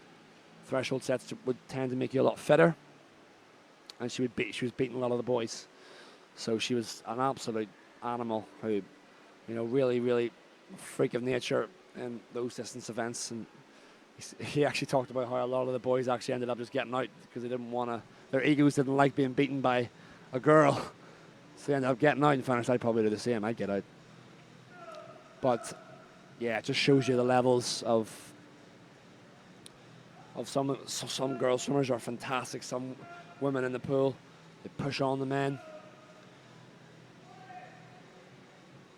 And the best kicker I ever trained with was a woman. It was Caitlin McClatchy, who went to a number of Olympic Games for GB, 200 meter freestyler. She had an awesome kick with the board. I don't remember ever seeing anybody faster.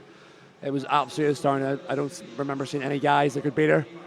So, and she was a 200, 400 girl as well. So, just shows you training. I'm sure this happens all the time. A lot of girls loving to beat the guys in training.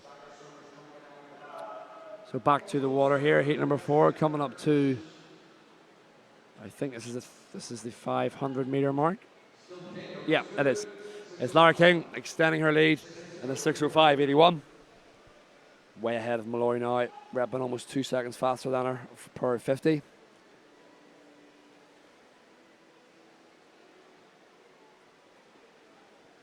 So they're going to be the winners of this one, no doubt.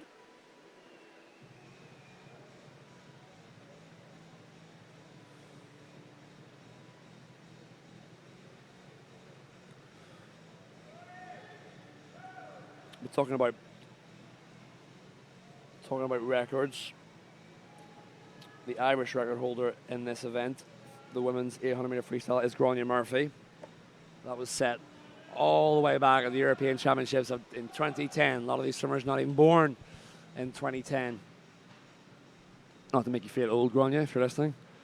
In Budapest, Hungary, where she won a silver medal, she went 8:25.04 in that. So that record will stand for a long, long time, you would imagine. London 2012 Olympian, of course, and very good distance freestyle swimmer. Swam out of Limerick, I think, for a long time as well, and represented New Ross at club level. But getting into the business end now of this, the 800 meter freestyle for women, heat number 4. And we have Lara King in the lead. Up to 150 meters to go.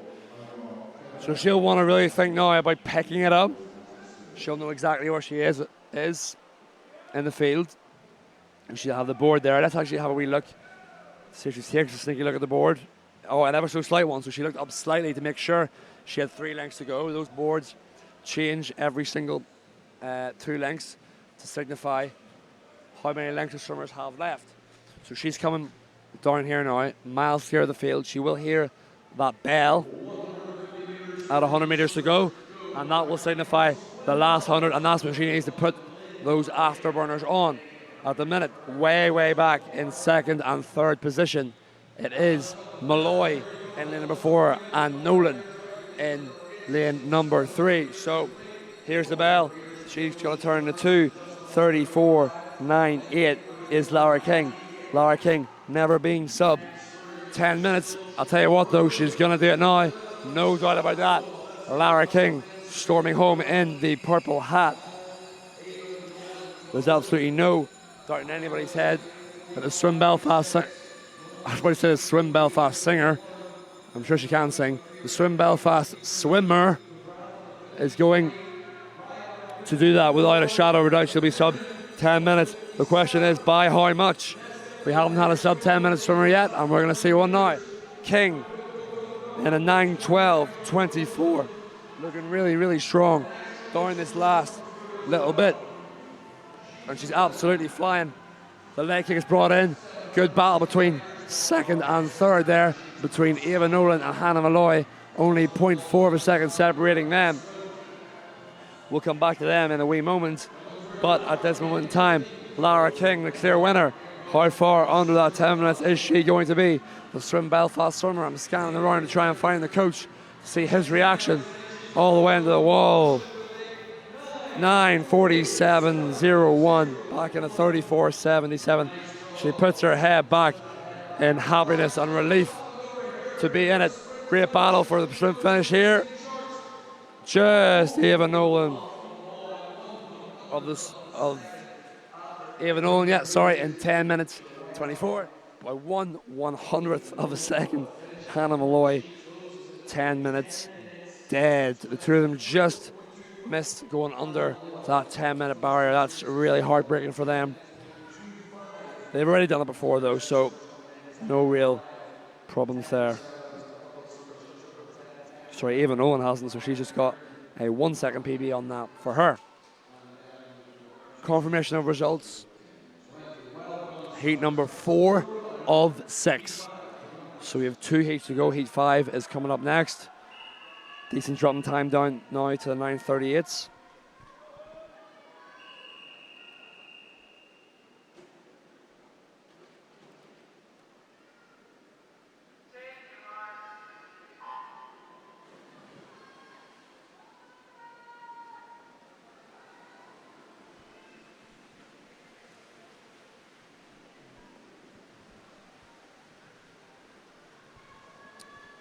Heat number 5.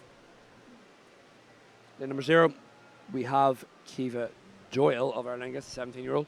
All these swimmers now, before I go through the names, all these swimmers have been sub 10 minutes already.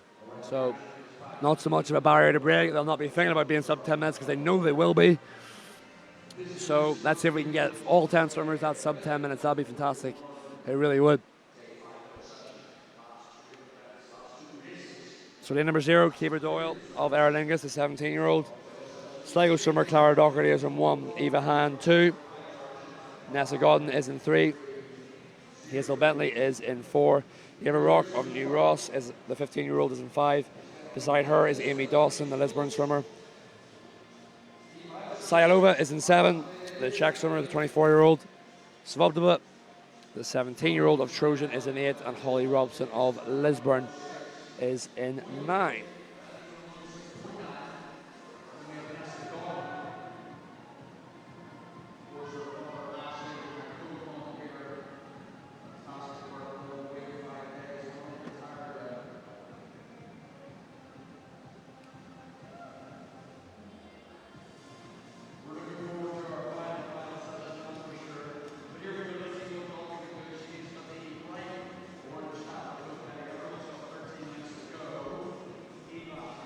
Eva Hand of Bangor at 150 is in the lead.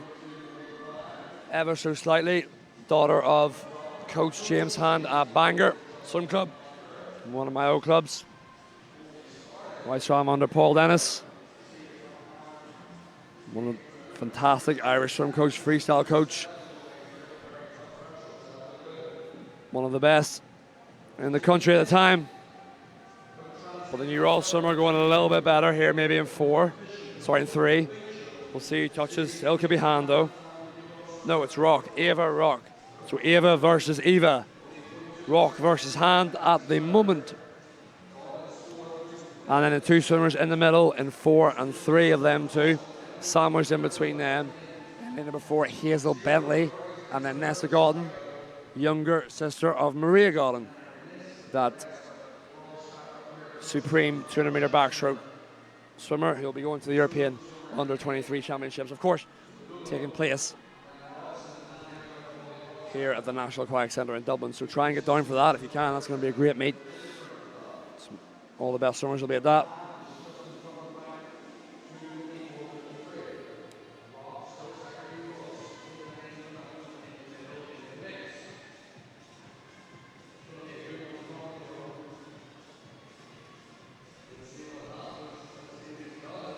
I'm pleased to report it's not actually as hot up here today in the commentary box for some reason. I think that's because it's probably a bit it's freezing outside for July. Classic Irish summer weather.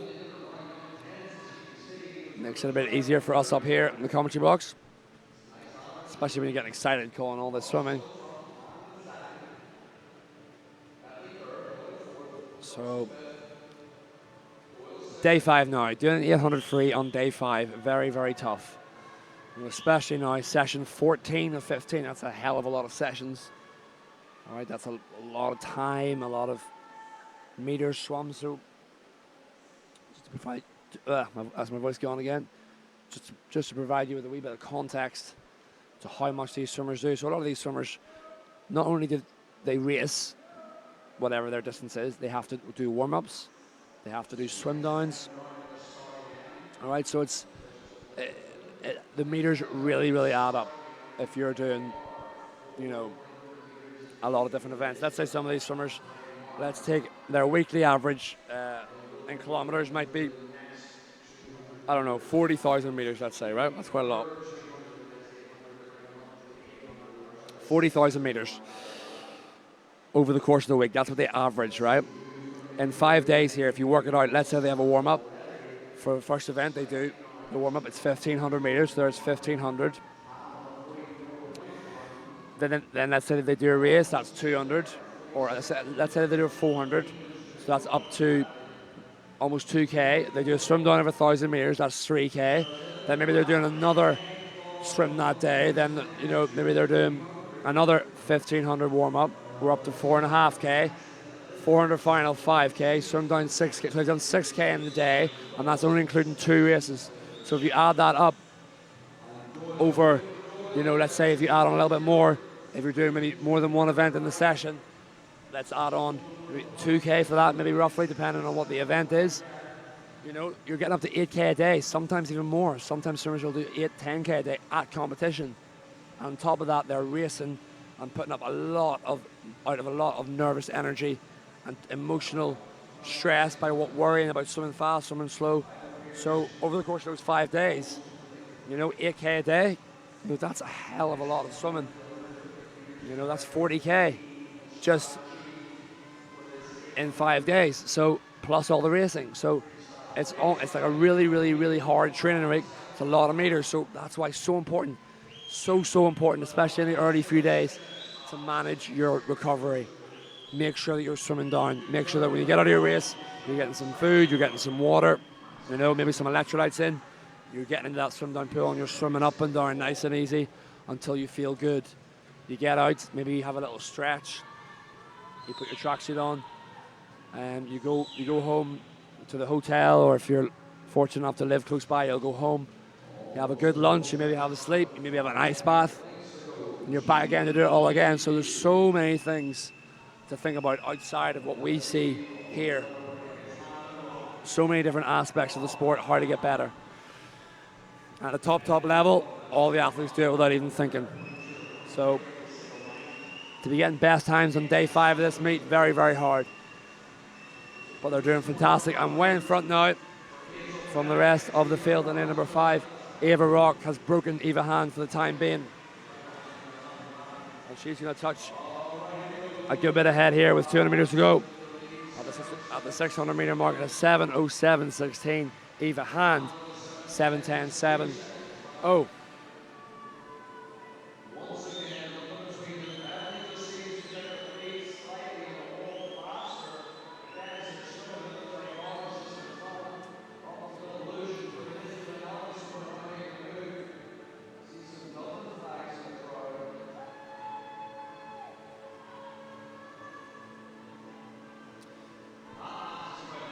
And only the 3 lengths to go.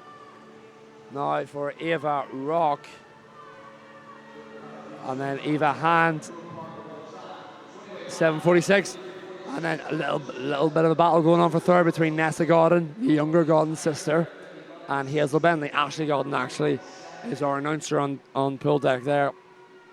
You'll see him down beside Andrew Bree, the father of Maria and Nessa. He's doing a fantastic job calling out for the spectators in the arena. He'll introduce all the swimmers and introduce Andrew Bree for each race. So a great team down there. And there's the bell. Ava Rock, 8:19.6. Eva Hand closing the gap maybe slightly, 8:24.27. Ava Rock coming in here, the 15-year-old, with the best time of 9:38.78. So she should be under that. But we'll have to wait and see. You can see Fran Ronan there pushing on. Her swimmer, fantastic, established coach of New Ross.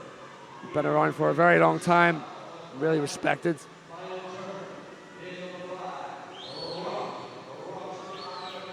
Ava Rock has swam like a rock. She's been rock steady throughout all this 800 meter freestyle. And she comes down now in the last 25.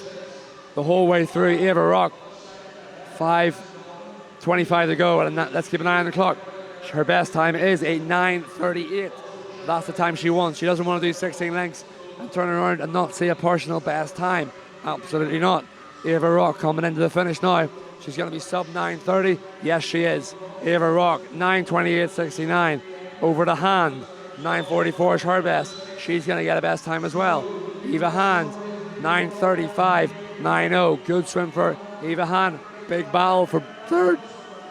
Hazel Bentley gets the third, 9:41.82. Slightly over her best. And Nessa Godden also slightly. Nightmare. Nessa Godden is 0.6 over her best. A good swim, though, nonetheless. That is heat number 5 in the books. We only have one more heat to bring you of these championships. And that'll be coming very shortly. Heat 6 coming up.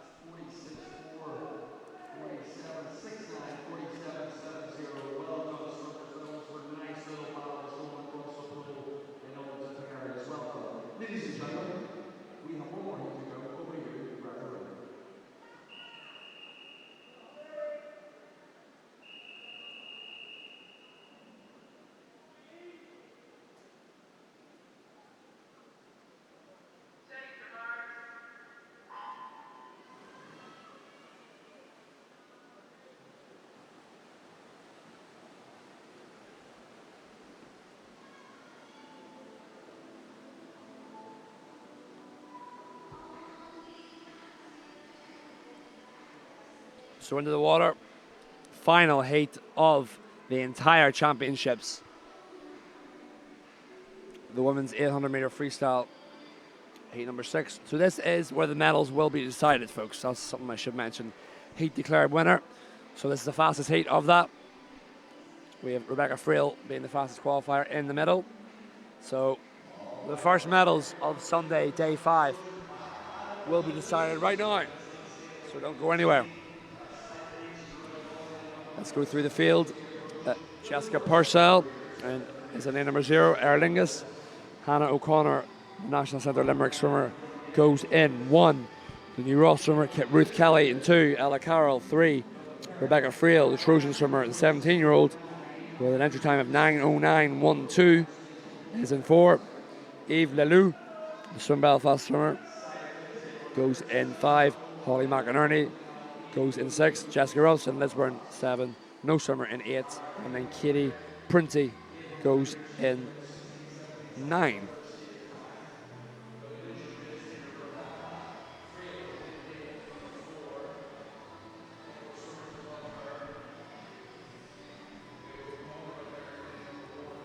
So, Rebecca Friel, I highly doubt anybody going to challenge her.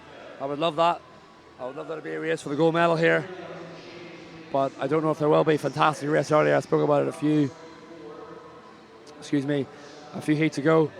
In the men's 1500, Daniel Whiffen very unlucky to come fourth. Just didn't quite have the pace to hang with those guys. But it was a race all the way to the finish between Hathanu and Bobby Fink of the States. I think it was under a second in it after 1500 metres. Seeing that sprint at the end is fantastic. So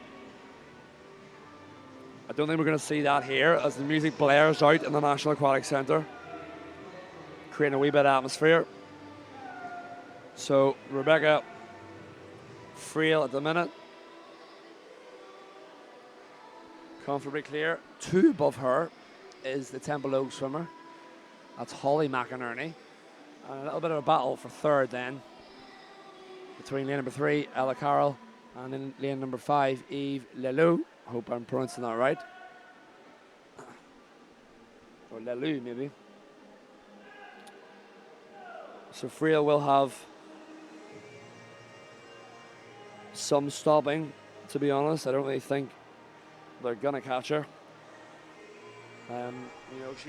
She's got to have aspirations of getting under 9 minutes. She's a 9:09, so she wants an 8. Anything for her, she'll be happy. Would be the 17-year-old, still young and has a lot of time ahead of her to get faster.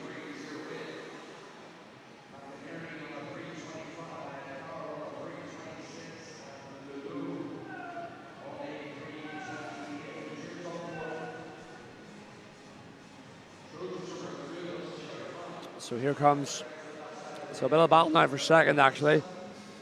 lane number 5, Lillo's dropped off.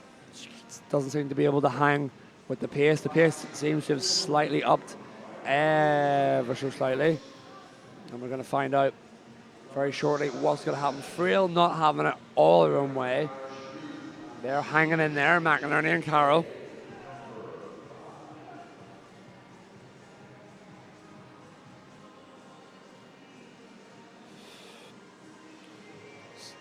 So you see the sponsors there on the boards above you. Arena being the main swimsuit sponsor for Swim Ireland. Lots of different, of course. Speedo being very popular as well. And it's all down to personal preference. I know from the outside it probably looks like all those swimming suits are the same, which they all sort of do the same thing, but some are slightly thicker than others, some compress more, and certain swimmers will like the feel of certain suits. Like I never liked, for me, the feel of a Speedo suit. It was too thin, it was far too thin. I liked racing more in Mizuno suits. Arena was good as well. But they all have individual suits that they like, and they'll stick to it, they'll get used to it. You don't want to be trying something new when you come to these competitions, putting on a new suit you've never even worn before.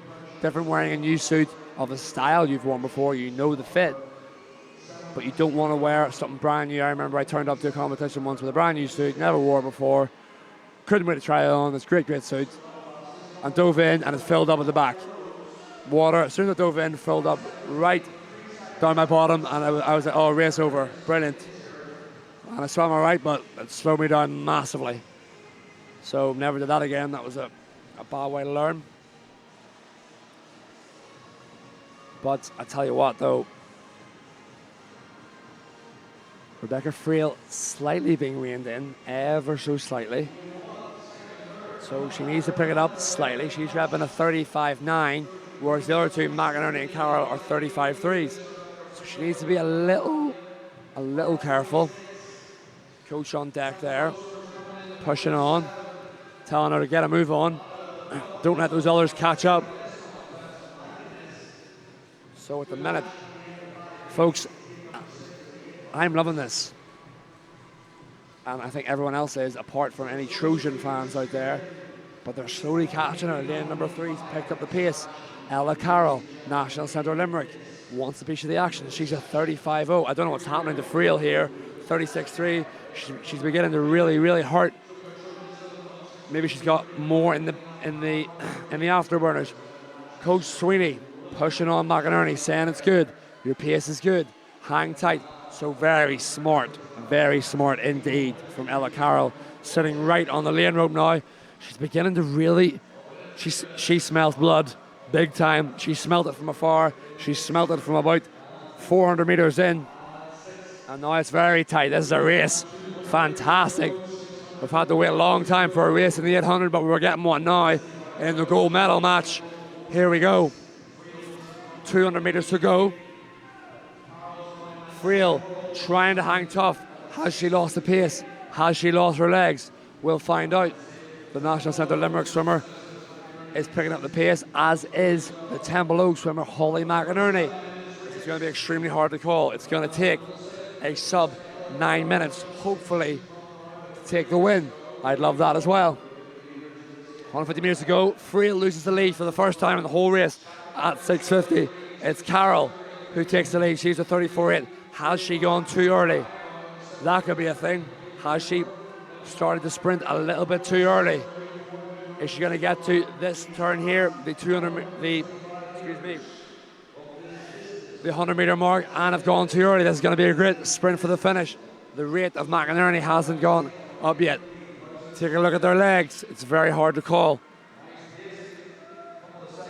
You can tell somebody's decided to go by their legs. 100 to go. Frail's now dropped back to third. I don't know if she has it in her at this moment in time. Carroll seems to be the one taking it on. McInerney has been sitting there just biding her time out there in lane number 6. The coach is going mad on the side of the pool deck. You can really see them waving on their swimmers at the moment in time. Ella Carroll looks to be the most interested. McInerney at the top has the most smooth stroke though. So it's going to be a fantastic finish all the way to the wall. Ella Carroll, I think, is going to take the lead. My voice is going, I do not care. Ella Carroll 8:43.3, 8:44.2, 8:45. Frail's out of it. I think, forget Frail, it's going to be Carol. Carol moving. She seems to be hurting. McInerney doesn't seem to have the turn of pace. I don't think she needs to pick it up. She needs to get a move on. It's going to be Carol. I don't see the other two getting her. Frail has got no answers. She's way back, way outside her best in the end. But the gold medal is going to go to Ella Carroll of the National Centre Limerick. Ella Carroll all the way in for a 9:16.69. Holly McInerney 9:17.76 for the silver. And Rebecca Frail, who led for the majority of this race, 9:19.9. Not the best run for her. Eve Lalo gets the swim Belfast Summer. He was in the mix early doors, couldn't live with the pace, is in fourth at 9:30. That was a fantastic race and a really well timed swim by our Irish champion, our first Irish champion of day 5 in the women's 800 metre freestyle, and it is Ella Carroll of the National Centre Limerick. Confirmation up on your screen now. Carroll, McInerney, Frail. Great race that. Fantastic to see.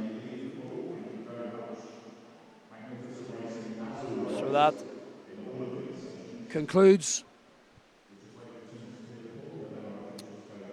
session number 14 of the Irish Summer Nationals here at the National Aquatic Centre. We have one more session to go, and that is the final session. We have some great events coming up there tonight. Looking forward to seeing Jack Casson go in the men's 200 metres individual medley. And we also have some fast butterflies to bring you, 50s. Really looking forward to that. So I hope you've enjoyed that, the middle session there. A bit of a long one, but there was some fantastic races. And I hope you enjoyed the commentary and listening. It's been a fantastic setup here by HPV. So we'll see you at 5:30 for the final session. Thank you very much.